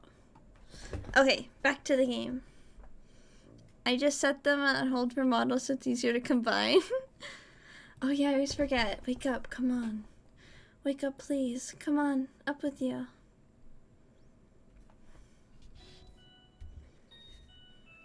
Oh, thank you. Of course. Oh, thank goodness. You were out so cold, I was scared you might be dead for a minute. Good morning. How are you feeling? Huh? Why are you looking at me like I just kicked your cat? It's incredible how much more pleasant it is to be woken up by a woman than a boy. That's the things I get for waking you up? Or did I interrupt a nice dream? I did, didn't I? It was a dirty dream too, I bet. You definitely seem like a mind-in-the-gutter kind of guy. It will murder you. Oh my god, Michael, relax. Well, let's not be hasty now. You said you were gonna help me out. It doesn't sound very helpful. His comment, I can't, I'm dead, I know, right? And the worst part is how similar his wake-up call was to Giselle's. I'm just kidding. And you know, I can't get up on my own. Fair enough, I guess. I thought you put yourself in my shoes for a sec. Came in here still as a corpse. Startled me and I took your pulse. He touched me while I was sleeping.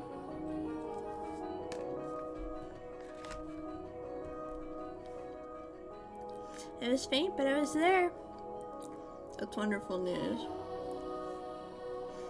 They're handing out breakfast in the dining hall. You can get a plate yourself if you want. I just got some bread and wine, though. Dining hall? Michael did not give you permission, I know. It's quite the crowd. All the people here helping with the festival prep. So you should probably hurry if you want to get some. Hold on, I need a minute. My mind's still waking up. First of all, I thought you said the church wasn't offering boarding at the moment, so why dining hall? Ah, right, it's not, but they still do offer breakfast, for free, of course. See, now what do you mean by festival prep? As I mentioned yesterday, part of the Harvest Festival is here at the church, but it's a citywide event.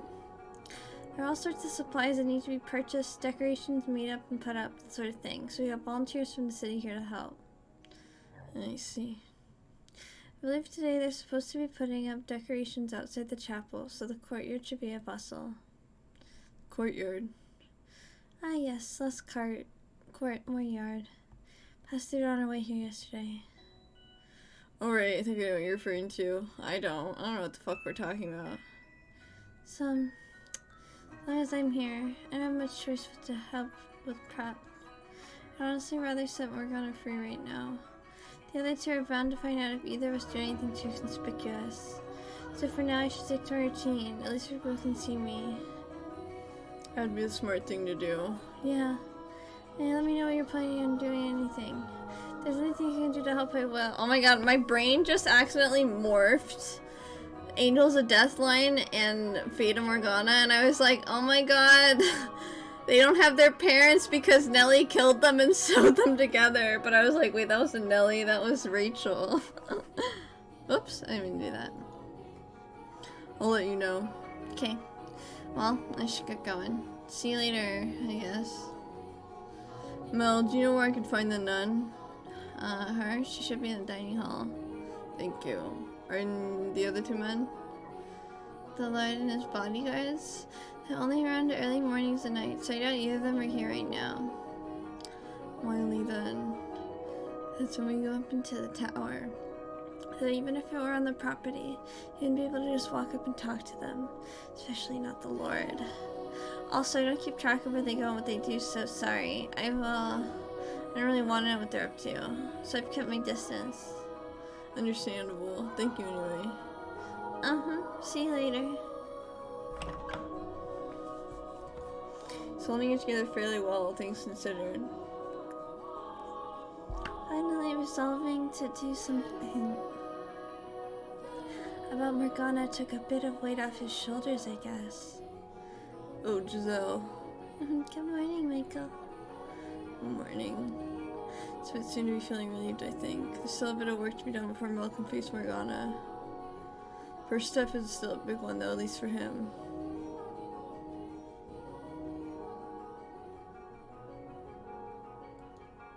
Anyway, sounds like the Lord is going to be difficult to make a contract with, which is what I was afraid of. Our only opportunities are when he's here to feed Morgana. Mel did say he didn't keep close tabs on the two of them, so there might be more than just that. First priority is getting you fed, though. So off to the dining hall we go. Out of curiosity, did you sleep at all? I've been sleeping once since I became the maid. I'm used to it, so don't worry about me. You said you see what I'm seeing in the darkness, didn't you? That's what it looks like, at least. Means my eyes are closed, she has no light at all. Maybe I should have gone to sleep after all. I know what you're thinking, Michael. No, you're wrong, you need to sleep. You won't have the energy to do anything if you don't keep yourself rested and nourished. You're right, we should get going. To the dining hall.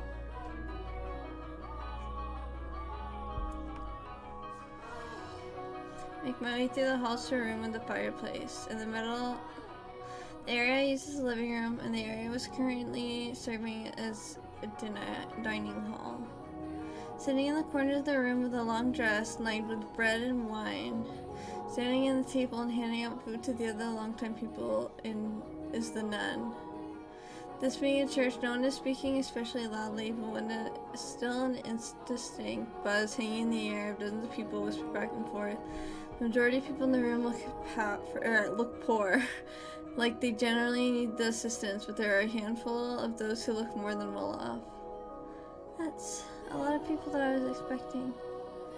You don't turn anyone away, which is why, as I recall from Morgana's account, nearly drained church of everything it once had. Doesn't seem to be for want of supplies at the moment, Grandpa. You don't seem to be for want of supplies at the moment, though. I assume that's thanks to the Lord's patronage. Oops, sorry, I was reading the wrong voice. I'm a little loopy right now, most likely, yes. In any event, I doubt we're getting anywhere near her mornings. She looks like she's got her hands full.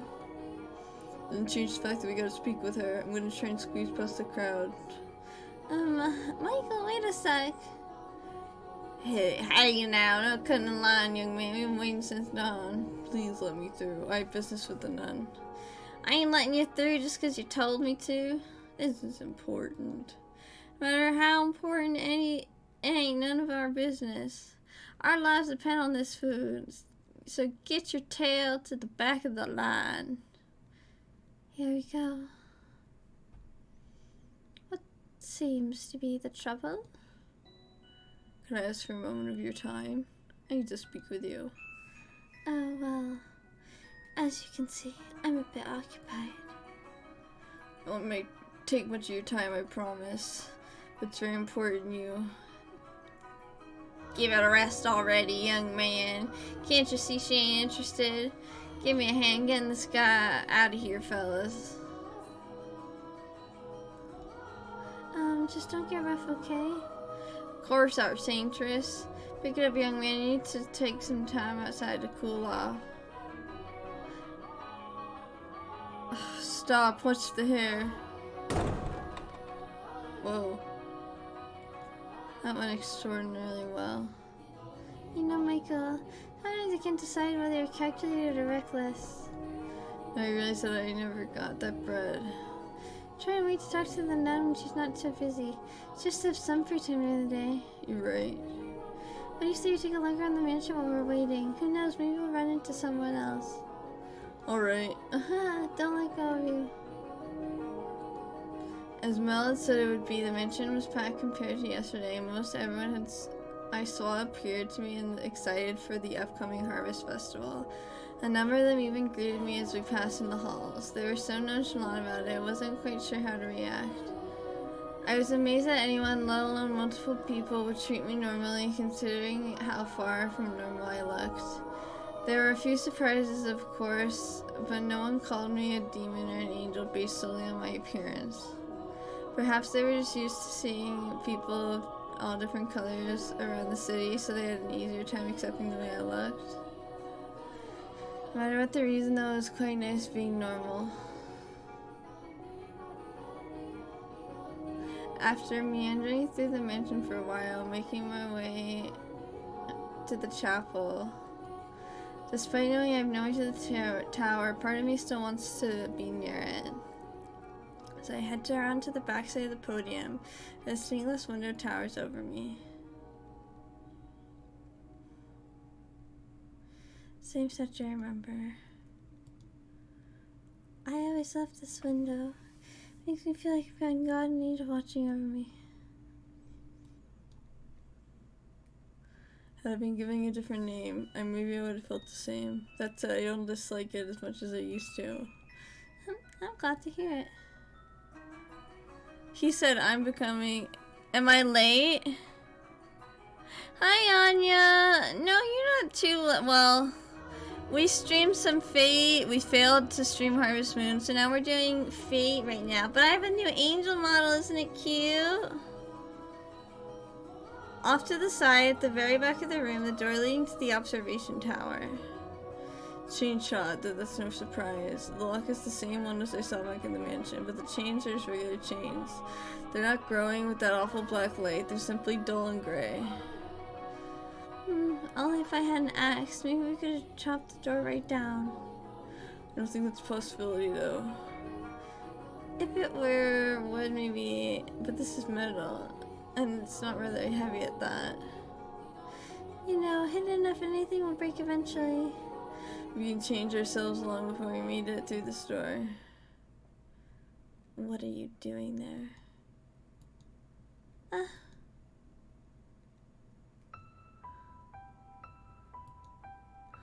It's him. I was under the impression you and the Lord were only around mornings and nights. And why would you know that?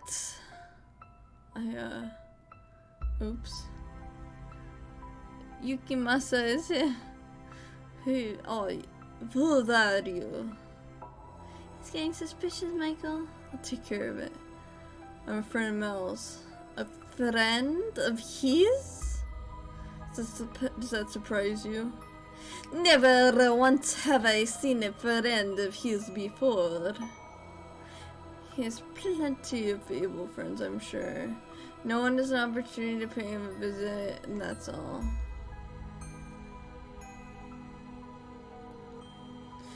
Never mind the boy's social dealings. Was he the one who told you my was he the one who told you my schedule? Why am I reading that the circle? That they work for the Lord. I've got to be careful about what I say here, or he's gonna start getting suspicious of Mel. I asked him. Asked him what? Wow, I can't read right now. I heard someone talk around town saying the Lord is coming in and out on this estate more than one occasion. Nearly that caught my attention. A lowly peasant like myself almost never had the opportunity to cross paths with the Lord. So hearing he was regularly visited here, I was hoping for him to have the honor of catching a glimpse at him.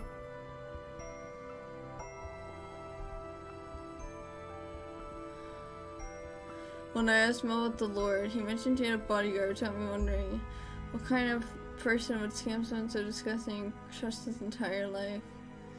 Don't dig around too much and you are liable to end up in the ground yourself. My... So he told you he was the Lord's bodyguard. We're not supposed to was he not supposed to for some reason? No, it is true. I am his bodyguard. The question is, how did you know it was me? It wasn't difficult. You'd rather stand out from the crowd. From Mel's description, I was able to recognize you almost instantly. Our roles were reversed. You would have similarly little trouble identifying me from a short description. The only thing distinct about me is my race. Where do you think your Russianness comes from? Silk. Beyond the Silk Road. From the Eastland, what country?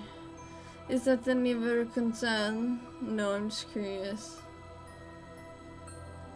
Why is your hair white? Why are your eyes red? They're naturally that color. Is that so? Your might be the ball and chain. This is just me. It doesn't sound like he's sympathizing with you. It's hard to say.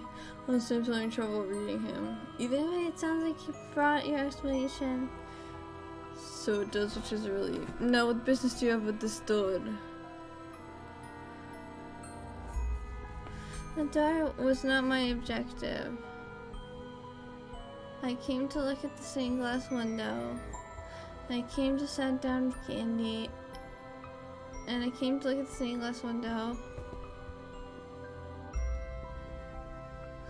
I kidnapped to notice a door with an unnatural lock off the side. Or I happened to- wait, why did I say kidnap? I happened to notice a door with an unusual lock off the side, so I got curious and went to look up at it. Anyways, the area behind the pulpit is off limits.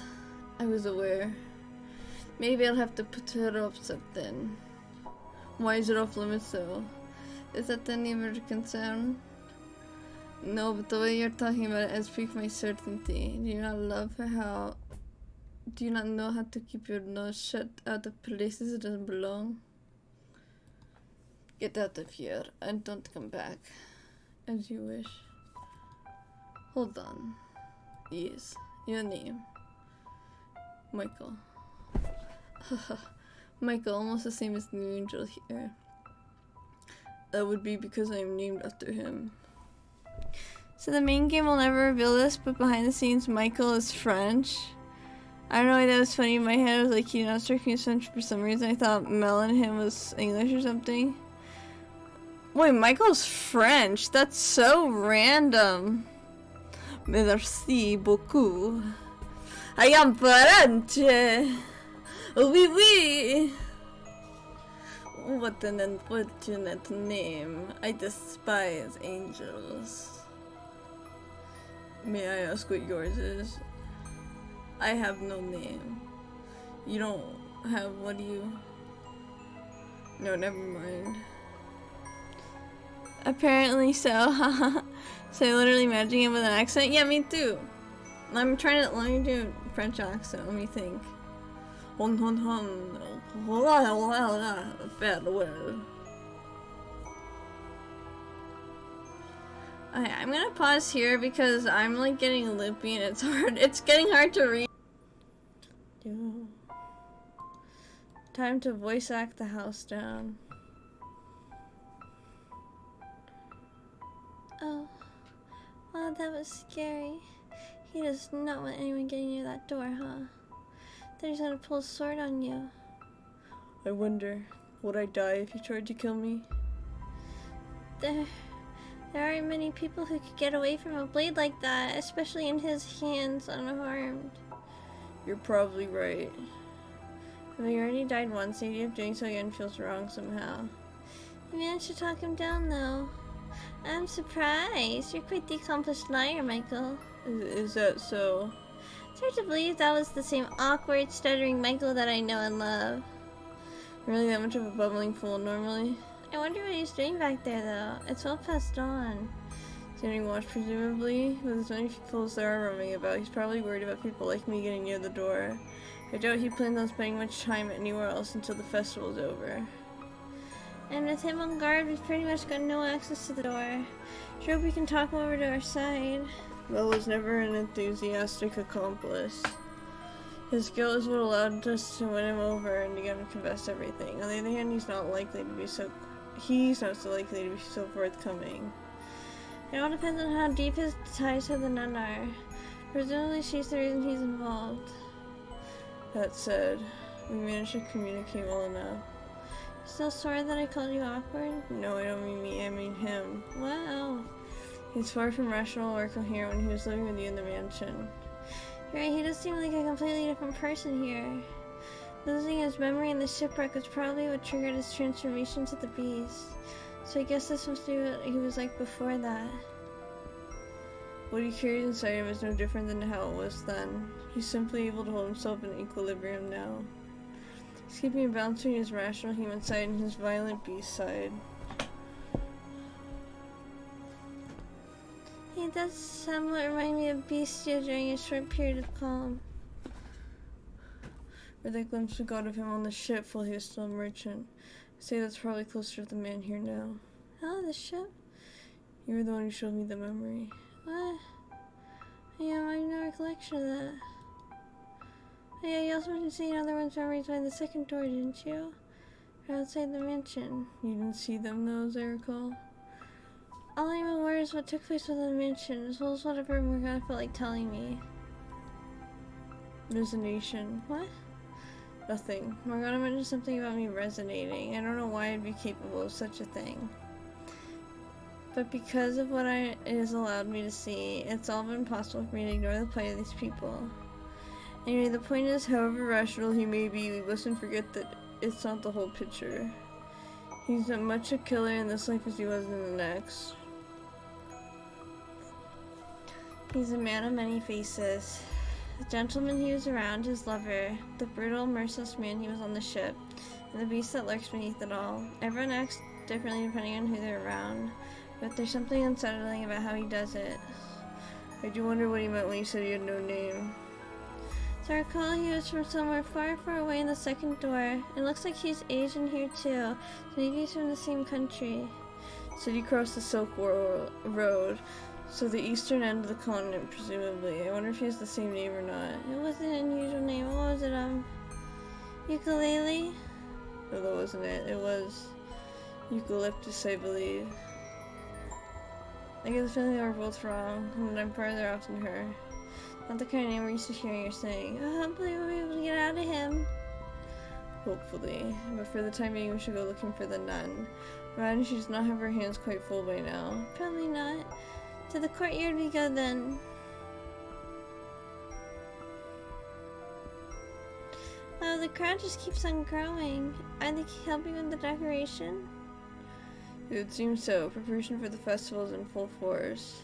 I found that nun. She's over there. She's got a bunch of people around her though. What should we do? Force my way through. How about plan B this time? Michael! Are you alright, Michael? I'm down pretty hard. Oh, you're such a weakling, dearest Michael. I don't weigh that much. Not enough to knock you over by jumping on your back. You gave me no time to brace myself. Pish posh! My Mel would have had no problem catching me. And then you would have spun me around like a princess at the ball. Unreasonable doesn't even begin to describe your expectations. Are you sure you should be running around like that? I thought you were in rather poor health. Amazingly, I'm feeling pretty good. I haven't had any medicine all day. Maybe because I cleared things up with Mel yesterday? Cried my eyes out last night, but I feel better now. I'm glad to hear it. They do say health is as much mental as it is physical. So you might keep getting better if you stay positive. Just don't push yourself. Why, thank you for your concern, my dearest Michael. Wait, She's quite taken a liking now. How do you like it? It's nice, isn't it? I'm more not sure how to react. Oh, just go along with it. You know you want to. I wish I could be there too. I want to pat that sweet little head of hers. What do you think, she's a cat? When she's opened up the old admit she is rather sweet. Oh, there you are, Nellie. Don't run off like that, you scared me.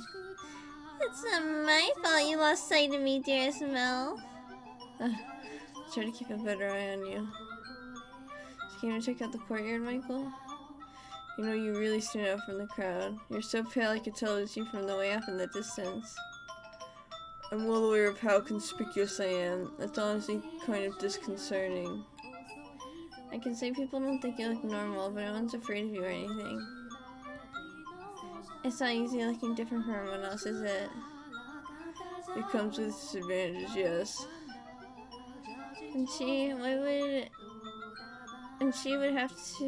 had to deal with the same thing. I don't know why that was a hard sentence for me. So I think I regret. I wish I could have treated her more like a regular person.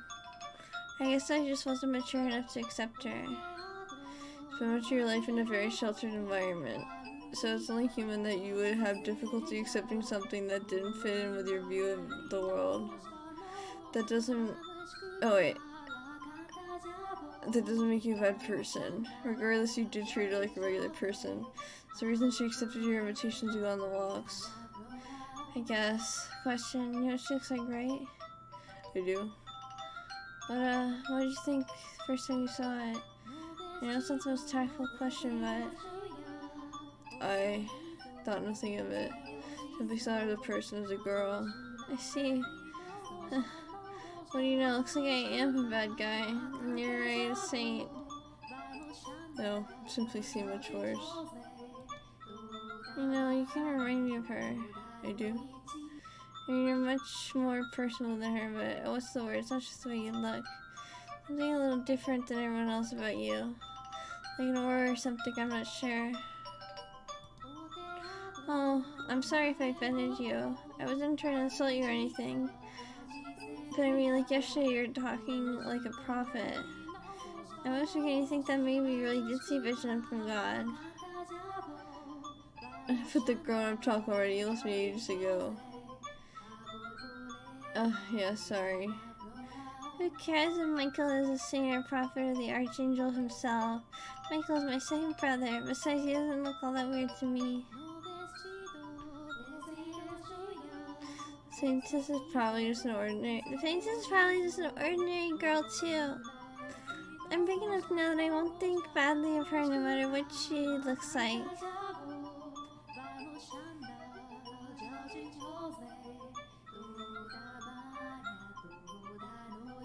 Oops, sorry, you are, yeah.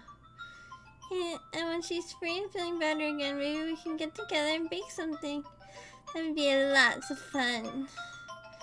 She'll forgive you, I'm sure of it. You know, maybe we shouldn't be talking about him this loudly. We wouldn't want anyone to overhear us. Alright, sorry, but everyone's so busy preparing for the festival. I'm sure we're fine. Better be safe than sorry, though. What did you say there, Small? Sorry, guys. So, Michael, are you here to help with the prep? No, I was hoping I could find some sort of talk with the nun. With all the people coming and going, she's gonna have her hands full until the festival starts. Well, that's unfortunate. Is it important that you talk with her? She may be able to give us information that could assist her with finding and acquiring the second key. Second key? You're not saying she's involved too, are you? By my estimation, she doesn't know anything. She's however very much connected to the swordsman.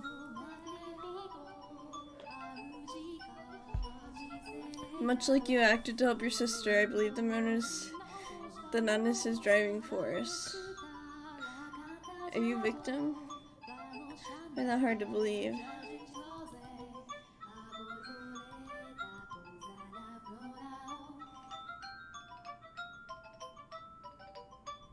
It has to be her, though. Have you seen two of them acting particularly close? Never. She's kind to everyone. I've seen them talking once or twice. Same.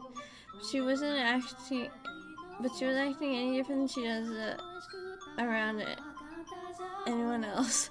Sorry, I don't know. It was so hard for me to read. It certainly didn't seem like they had anything going on. Maybe they're hiding it. Surely there's something between them. Certainly presume so. Nuns are allowed to be romantic involved, so they could be having a secret tryst. It's forbidden romance. How exciting! So you need to talk with her then? You need to talk with her then, Michael?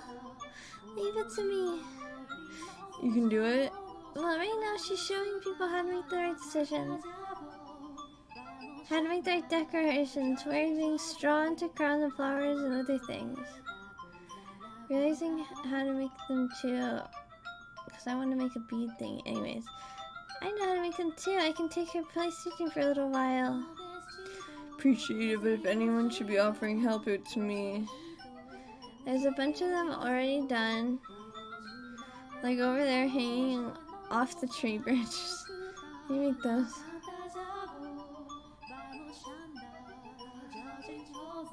Okay, hello.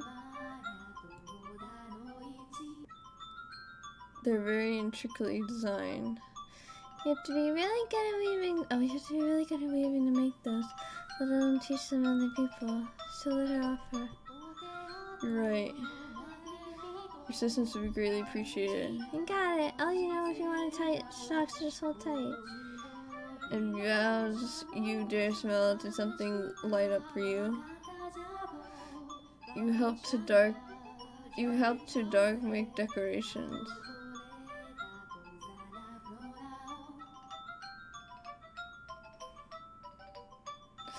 With this stuff though. Nope, I said you're coming, and that's all there is to it. With me as your teacher, you'll be great in no time. Yeah, alright, you win, let's go. Really seems to be in good mood shape, and the others and it doesn't look like last night caused any problems for them. I'm relieved. Hopefully they can continue the bartender game and just watch. Okay, guys. Hopefully they can continue this path. They'll be fine. They'll be fine, I'm sure. Pray that they will be. Now we should have a little time before the man is able to talk. So I would regularly like to move it.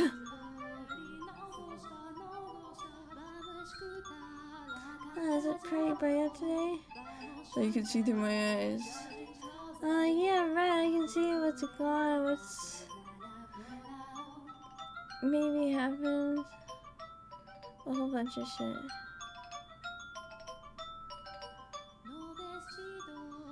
Hold on, sorry, I'm trying to capture a slime. Okay, I see. Are you alright? I'm fine. I say, but the backs of my eyes are starting to hurt. 2 days in a row with hardly calm sight.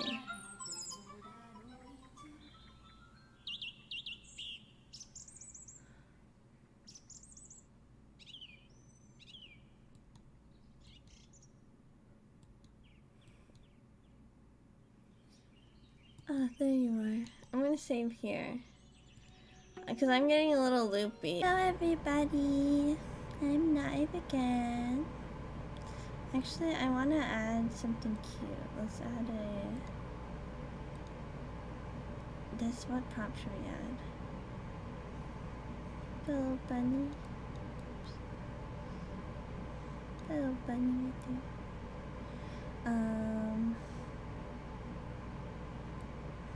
What else? I'll put little butterflies in my hair. Put these on my face. So cute. Okay.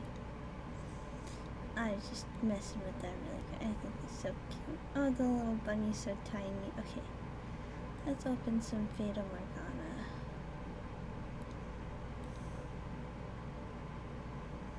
And I shall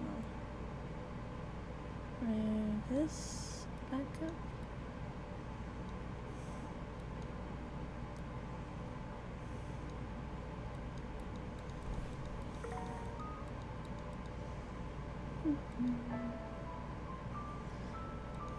And apologies for the air conditioning in the background. It has just been so hot here lately. Oh, we get this music.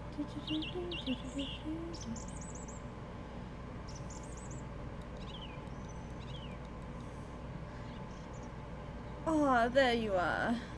Hope I didn't keep you waiting too long. No, no worries. Holidays are pulling you away from your duties at such a busy time. After that little surprise this morning, I figured you must really have something you want to say. I do. Something very important. Possibly I'd like to discuss it with you somewhere more private. Let me guess, you're going to propose to me. No, you should know better than that. I'm a servant of God the Father. It's the only companion I'm permitted to have. No, I just want to. I know. I'm kidding. Just wanted to tease you a little bit. Can't be away for very long though, right? I'll do my best to keep it short. Okay, let's head inside and find a room then. After you. May I ask you something, Giselle? Huh? Yeah, what is it? There's something about me that makes people want to tease me. No, not at all. I would ever give you that idea. If you say so. Tee-hee-hee. Alright, you have my undivided attention. Make yourself comfortable and speak whenever you're ready. I'm here to help those in need. My ears are at your service. The good, the bad, and the ugly. Tell me anything and everything. You're a nun. You should probably be a little more particular with your conversation topics. What's wrong? Nothing. Actually, I want to talk about you rather than myself. About me? You're the people you associate with, I suppose. Are you acquainted with that Asian swordsman? Lord's bodyguard. I mean, I know of him, but I can't say no telling me much about him. Huh? So under the impression you're quite intimate with him. Did someone tell you we were? No, that was just the feeling I had. Remember, I am a nun. Whatever you think you saw, you're probably just imagining. I'm not allowed to give any man special treatment, let alone be intimate with one. There's something between you two, though. What do you mean, something between us? Maybe straight telling you what we know about him and her? His primary motivation is to keep our church running, after all. Is he not here to keep this church in operation?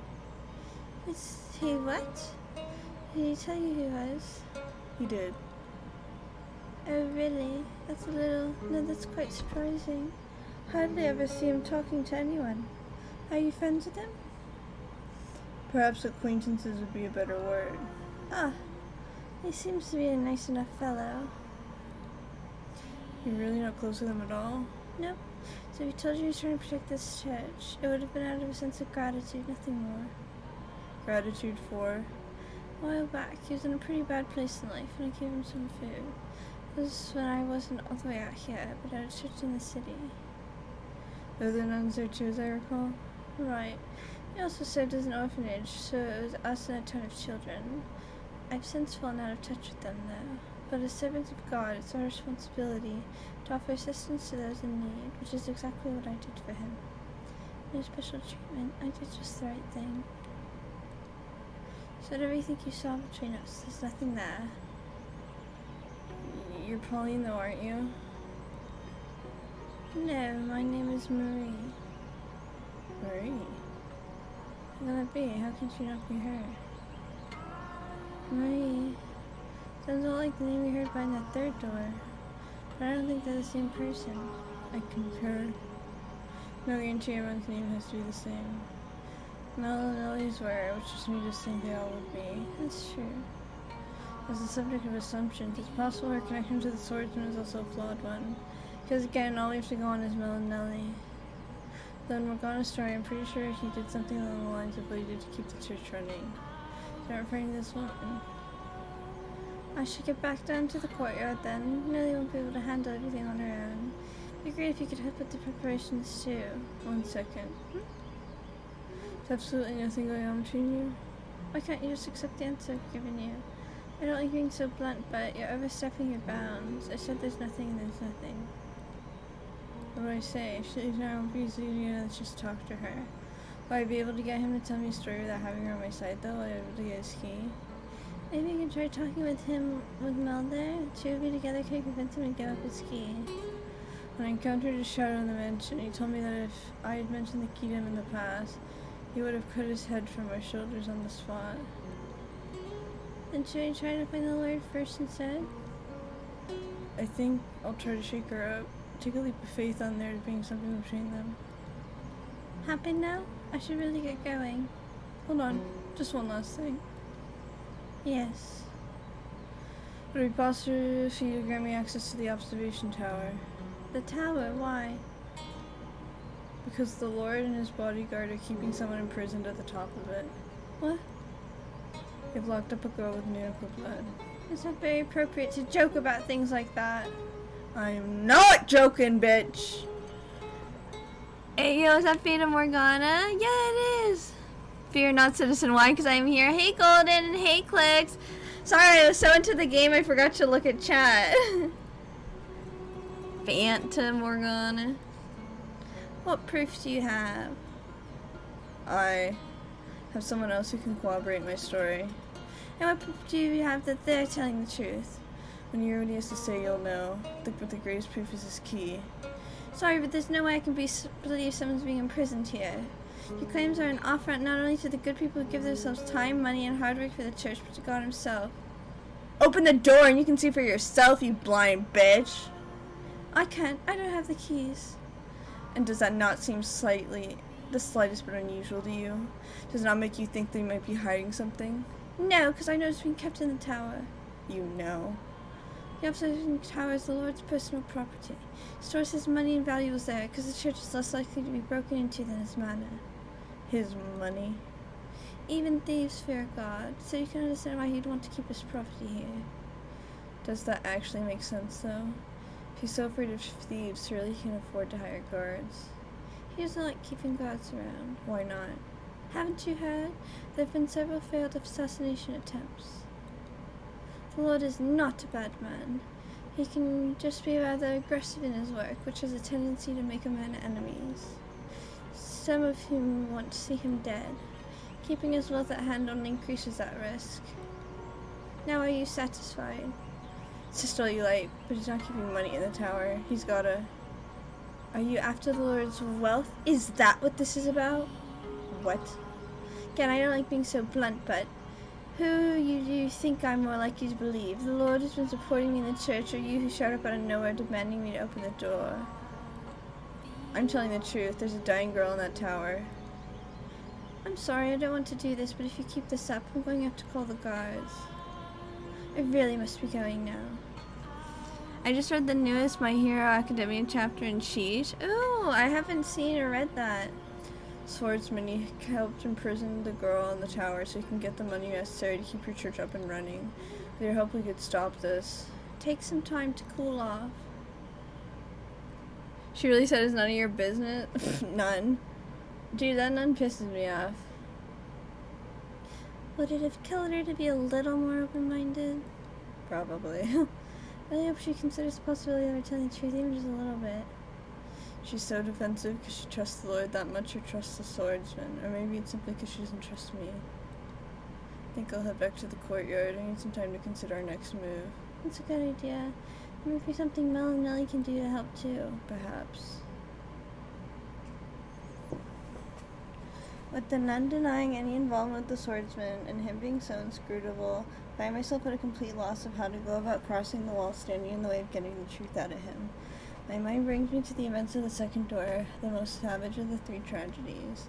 Things he did were undeniably inhuman, which makes me wonder if his perspective on these events would have any influence on Morgana's perspective of him. If at all, a positive influence seems to be the less likely.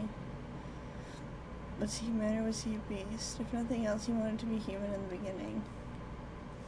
What was it he truly desired? If he hadn't been under her curse, would he have wanted to be the same killer he was?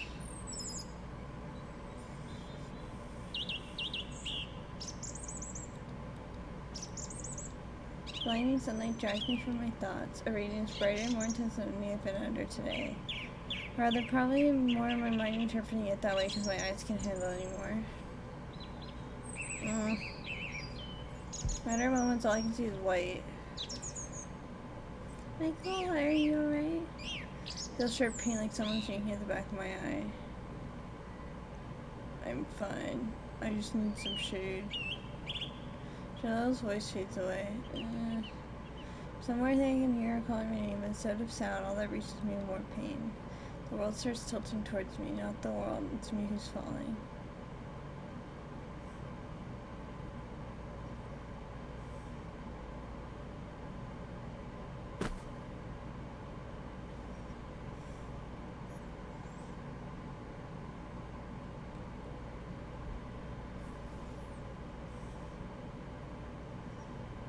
I'm not at the mansion. Where am I?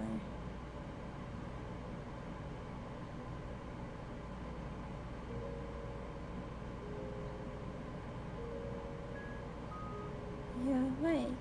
Morgana? What are you doing here? My appearance disturbed you. It's to be expected, I suppose. I'm hardly what you call attractive after all. Morgana. How do you know about my name? I know your name. I came to save you. Where is this? Aren't you in the... Huh? What just happened? Tried to say observation tower. My voice completely disappeared. Where is this? I'm not sure how you couldn't know. This is the witch's cottage by the lake. Found you unconscious outside my door, so I presumed you came here in search of my herbal medicine. Unconscious outside your door? Your arm. What?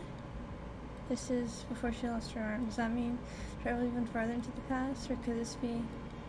You must get yourself far away from this place, Morgana. Better yet, escape to another country entirely. Where did that come from? No means of survival if I leave. In that case, beware of two men who will come to visit you. You must not open this door for them. What do you mean? They're a blank-haired boy and a blank. Why do I voice with the most important detail? Is this really the cottage by the lake? Take a look at the window and see for yourself. There's nothing there, nothing outside the window. It's not exactly right. A reddish-black fog turns me on the window. Pretty lake, is it not? Not that I have my place talking about beauty. Now I understand this isn't the real world. It is your world then, Morgana? Or is it a world in their dreams? May I ask who you are? I once spent much time at your side. This is also very strange. It was always you who was talking to me. Now you don't even know my name. Shall we talk for a bit, Morgana? You're going to try and convince me to leave. I won't have it. And please watch what you say. Something very unsettling about your choice of word. As you wish. In that case, let's just talk about ourselves. For so long, I fought to fend off the things you said, not because I had any particular dislike for you, because I was afraid of how entrancing the sound of your voice was. Empathize with the feelings seething through your words, and that understanding almost allowed them to consume me. There was a mysterious magnetism in your voice, and as emotionally unstable as I was at the time, I couldn't possibly have withstood giving into it.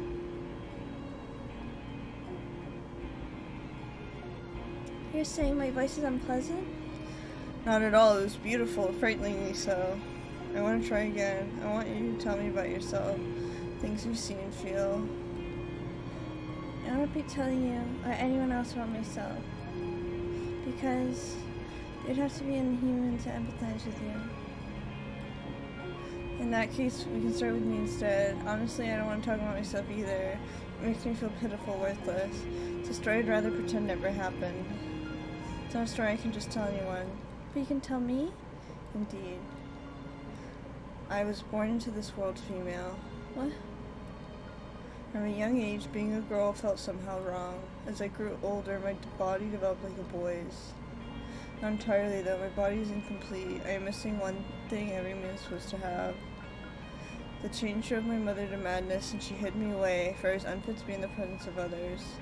That was when I was 14 years old, and it marked the end of any semblance of normalcy in my life. Morgana, you once told me that our fates were decided before birth, both yours and mine alike. Spent the whole day rejecting that notion, insisting I was a normal person, fighting to prove I was indeed male. But now that it's all over, I think you were right. My fate was always set in stone. Perhaps if I had stopped trying to fight it, if I had shut up and accepted it, I could have lived a longer life. I could have not left Giselle behind. Do you regret your choice? No, I do not. No matter what could have been, I had to hold my ground. I had to keep shouting. So if I hadn't, it would have rendered my very existence meaningless. No matter what misfortune my decision may have brought, I must not regret it. Everyone has some principle, some belief, some fundamental aspect of themselves they must always stand in unwavering support of. Perhaps we must not lose sight of it, would be a better way to put it. For if we do, we lose sight of ourselves. For most people, those beliefs have probably been internalized so deeply they aren't even aware of to hold them. But what we carry inside us is unique. Difficult for other people to understand and accept, forcing us to walk a path of solitude and persecution.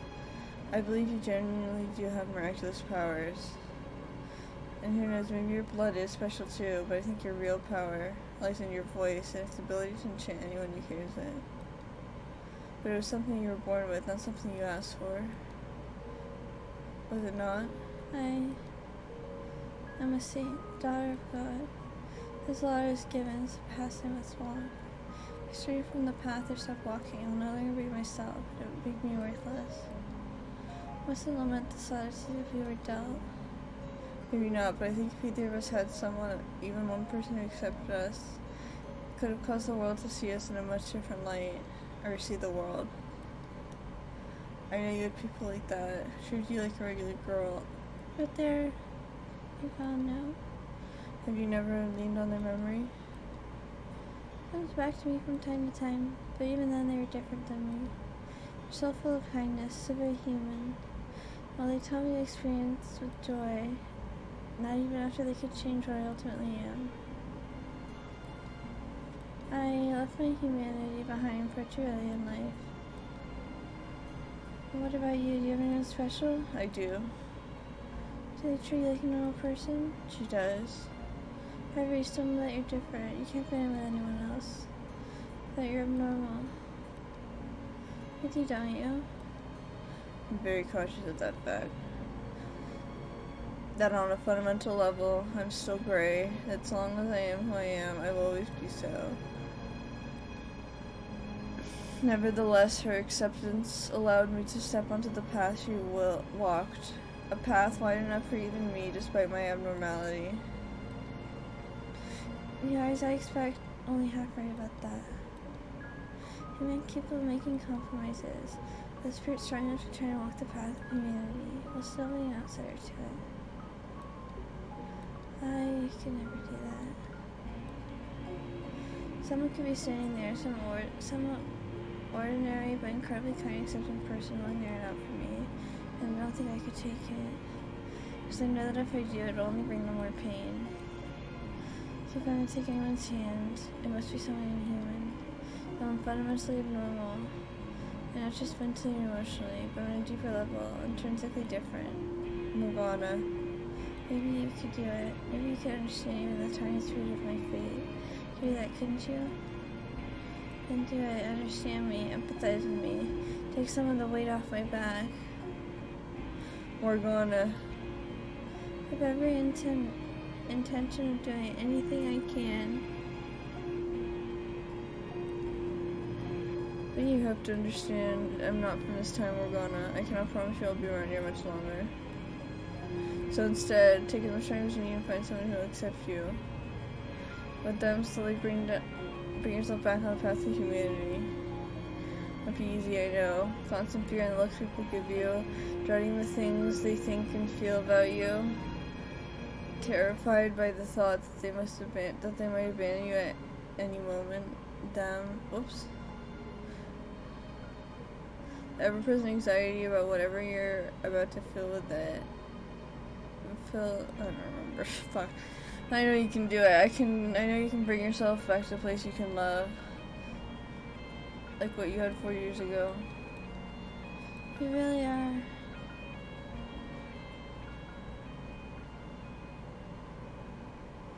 Michael, I think knowing my past self can change something, but you're sorely mistaken. Nothing in the girl you see there remains. Broken pride in the past that you like, it won't change a thing, my dear. It's all too far gone to have any effect.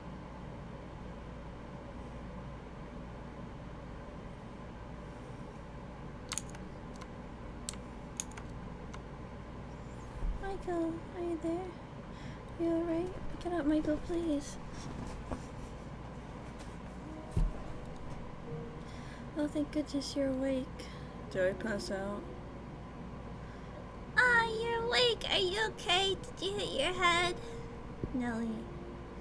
Gave everyone a big scare, dearest Michael. All of a sudden you were just on the ground. Were you feeling unwell? No, I have a natural sensitivity to sunlight. I apologize for any concern I caused you. Sorry for making you worry too, Giselle. And for that rather shameful display. I need to apologize. Like you said, you're sensitive to sunlight. I'm just glad you're alright, Michael. If anything, I should be the one apologizing for putting so much pressure on you. I had no idea it was so bright out. Oops. I didn't realize I was Giselle talking until the end. As long as you're not sick or anything. Sleeping, feeling better now? My head still hurts a little, but yeah, I'm fine. What time is it? Almost supper time, which means I better get back to the cottage. Is it really out that long? At least you woke up before supper. I gotta get going though. See you tomorrow, Michael. Night, Nelly. Around the day before Morgana's supposed death. Our time is limited enough as it is. That's sad. Giselle, I saw Morgana. Yeah. Well, what do you mean, how? I don't know if it was in a world of her creation or simply a dream. But in it, I spoke with Morgana when she was alive. What was she like? I like the Morgana we know. Not someone who seems to feed off hatred. She really was a saint in life, just like Mel described her. I got the impression being a saint was more like a chain around her neck, and the only way she was able to derive meaning from her life.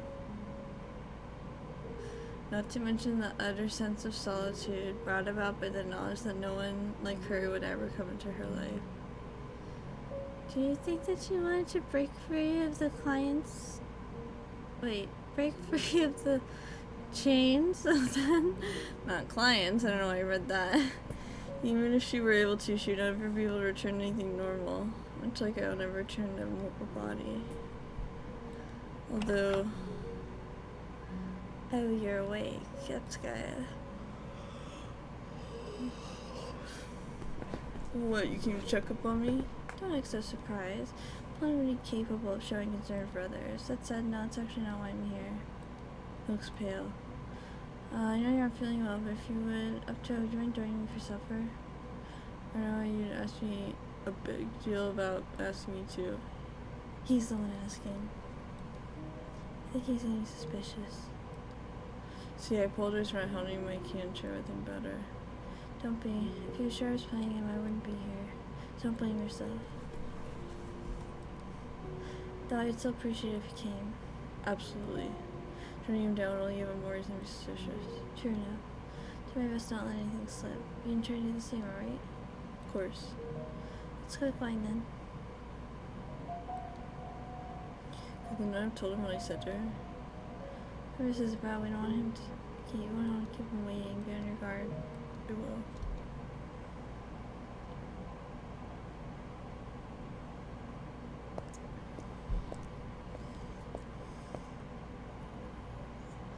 Here he is. I see that.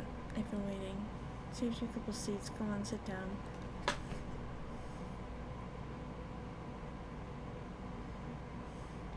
Mel looks hot in this picture. This is unbearable. What's the matter, Mel? Oh. What's the matter, Mel? You finally touched your food. Lost your appetite? Never been a very big eater. No? Why don't you give the rest to your friend here? It's a bit bland, but it's passable, wouldn't you say? Pressure's nothing if not overwhelming. How does he expect anyone with ears so tense? And Mel refuses to even look at him, considering his ears and Mel's involved in this at all. I can understand not wanting to make eye contact or even be in the same room. Are you not going to eat either? Don't worry, there's no poison in it. Thought it never even crossed my mind. Why would you think I'd be concerned about my meal being poisoned? It was only a joke. I don't see the Lord anywhere. He's gone back to his manor. Thought you were his bodyguard? He's a lord. He has more than one guard.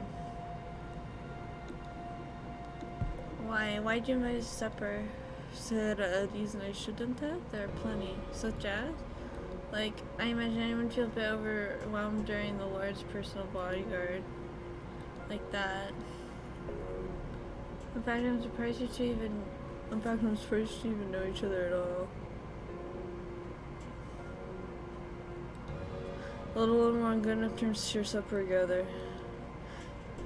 You haven't told this man anything, have you, Mel?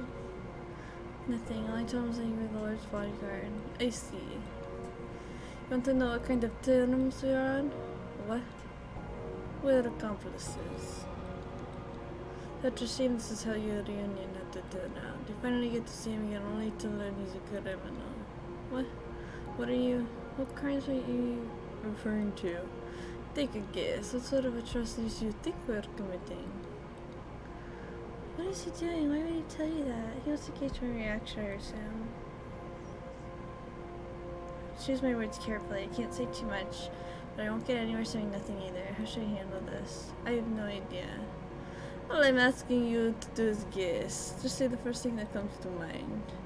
Putting me on the spot, telling me my friend is a criminal, asked me to guess his crimes. Do you honestly think you'd get any sort of answer out of me? You make a fair point. Now let me change the question. If you found out that a friend of yours is a criminal, you'd still be able to be their friend. The question makes you uncomfortable too. Consider it a sort of sideshow of how to liven up our meal. Don't take it too seriously. It would depend on if they feel guilty about what they've done, and if they have any intention of making penance for their crimes. And while he's someone who would be ashamed of any wrongdoing, he might not appreciate it. I see. What about you? If you'd done something... Oh, hold on, I'm getting a call right now. BRB guys, one sec.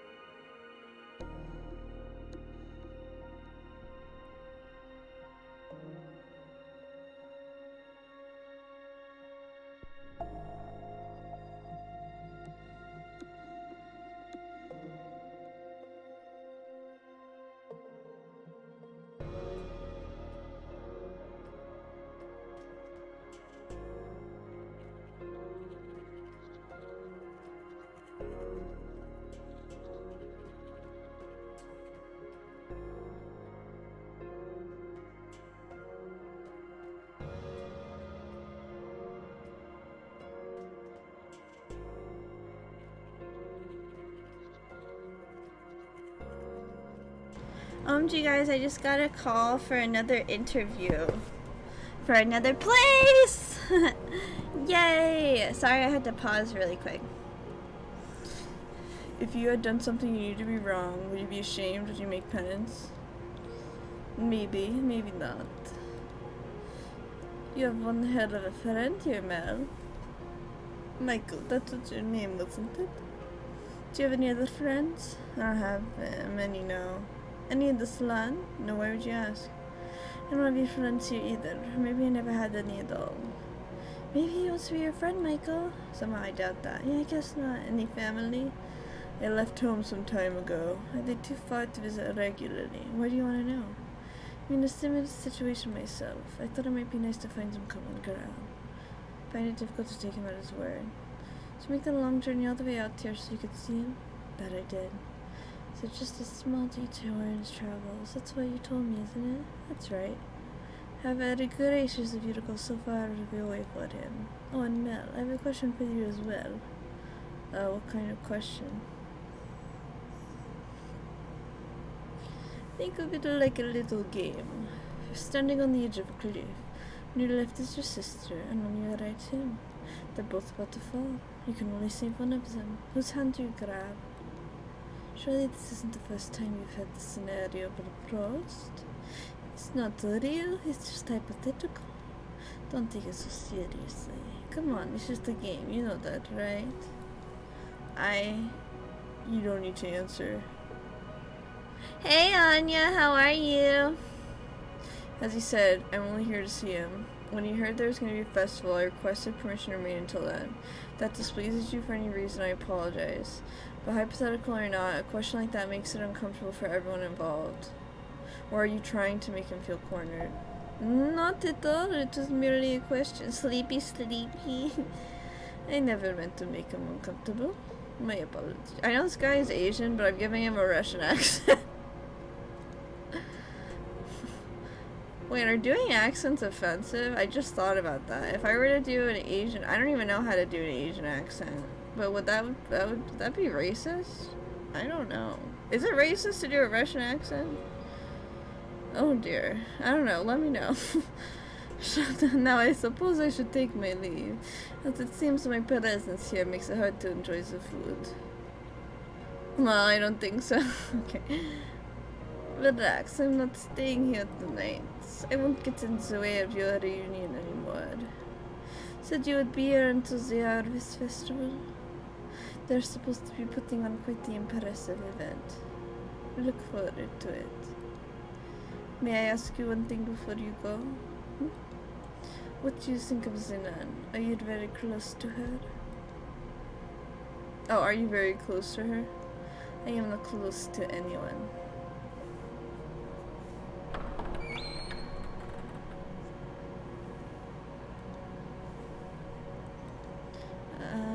Yeah, thank you. I was hoping to handle it better than that. Just can't seem to keep it together around him. I'm really sorry. I can hardly blame you. Thanks. Something really unsettling about him. Can't say I disagree. What's the deal with that question anyway? The cliff one? Yeah. I think it's best if you don't linger on it. Anyway, look at it. He had to be... Never mind.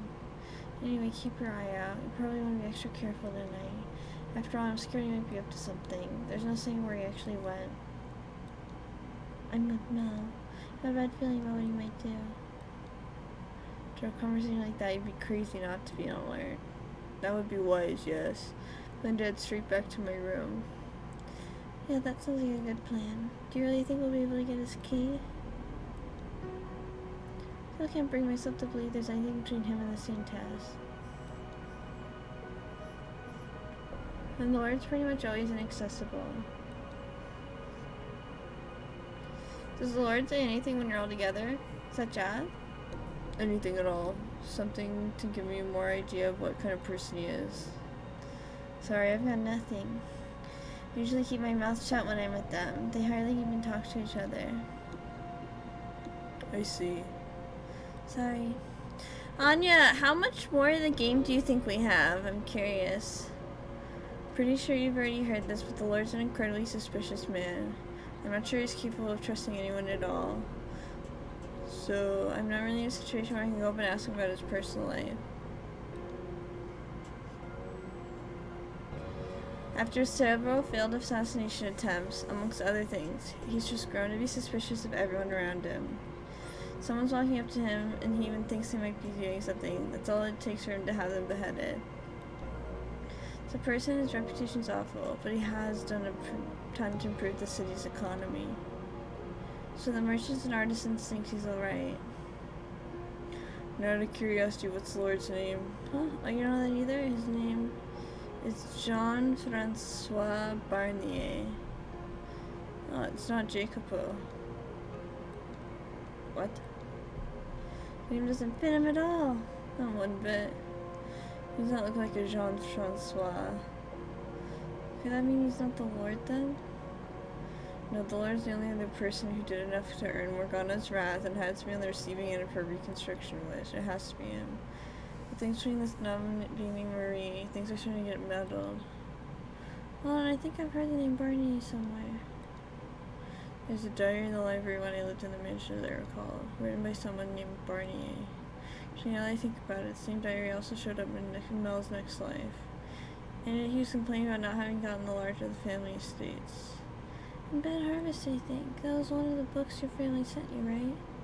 Actually, that was the one book they didn't. It was already in the library when I arrived. Think he couldn't have written it? Here I thought it was just the scribblings of a disgruntled noble. The book really is that old. Maybe it's in such good condition for so long. Can't be more than 100 years behind on our own time, so it's not inconvincible it would still be in good shape then. But Mel came back many hundreds of years after that. It's almost like it was frozen in time. And I think it may actually happen stop during the times the mansion wasn't present and living around. I keep it clean, yes, but the one person going around dusting wouldn't be enough to keep it from falling into disrepair over hundreds of years. So what on earth is that mansion? Is it also part of Morgana's miracle? What's the matter? She's been standing there staring up into space. Oh, sorry, I lost in thought. You seem to do that a lot, just go up in your own world. Sorry, you've got to be more absent-minded than me. That's not important though, I guess. Anyway, so I've been trying to think of ways I can help, but sorry, I haven't been able to come up with anything. Sorry, didn't hear you. What'd you say? Oh, you're okay. I said, how much of the game do you think I have left on you? I'm just curious. It's fine. I'm simply glad to have you on my side. Sure. Well, I should get back to my room. If you have any good ideas, let me know. We will. Should head back too.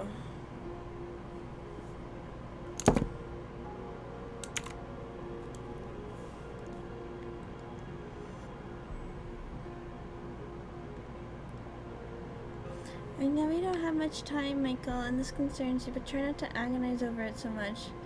Game? Yeah, Fata Morgana. How much do you think I have left of it? Sorry. After how well yesterday went, it just feels like we've come to a screeching halt. Honestly, I'm having trouble processing everything. How about for now we just focus on the immediate issues, I suppose. Start with, we're gonna want to talk with the nun again tomorrow. We have an easier time if we want Mel or Nellie along. Probably be more inclined to believe us with the observation tower if it came from them. It might work, though it presents another potential problem. What if she doesn't believe them? It could put the two of them at risk. There's also a chance she's not involved with the swordsman at all, she claims. In which case, convincing her doesn't get us any closer to getting the truth out of him. Maybe it'd be better to approach her from the Lords. Did you hear that? It came over from by the window. Uh-oh. Maybe it's a cat. I'll go check. Uh-oh. What the fuck? Eee! Damn it, there's someone in there. It's a ghost! There's a ghost out there! Get away from the window! 1 second.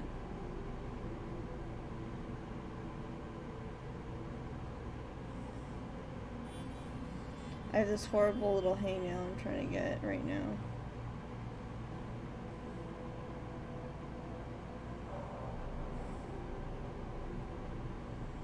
There you go, I got it.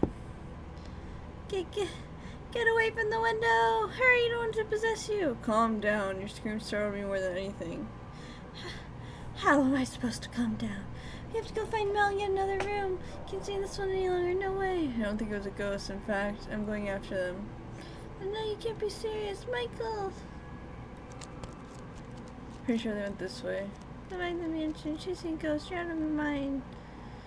You know, another thing about it, she essentially ghosts herself, afraid of another ghost. I think I saw moving in the bushes over there. Is this the one? Oh, it's this bitch! Oh, you mean like how long till you see Anna Fata? Yeah, that's what I mean. She looks hot. Gah! You found me. Oh, is that what you think it is? Be a good boy and pretend you never saw me, got it? I'm off. Oh, hold on. Go after her. Stop, please. I kind of want to pause here. I want to talk to you.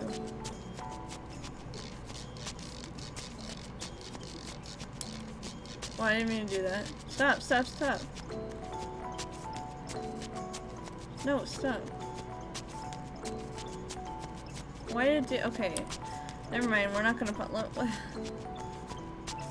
Why was it doing all that? You stop. Why are you chasing me? For the record, I wasn't breaking in for the farthest reasons. You need to take me in the guard. I'm not gonna report you, all you want to do is talk. I've got nothing to say to you. Well, I do, so please stop. What's your deal anyway? You some kind of creep? No.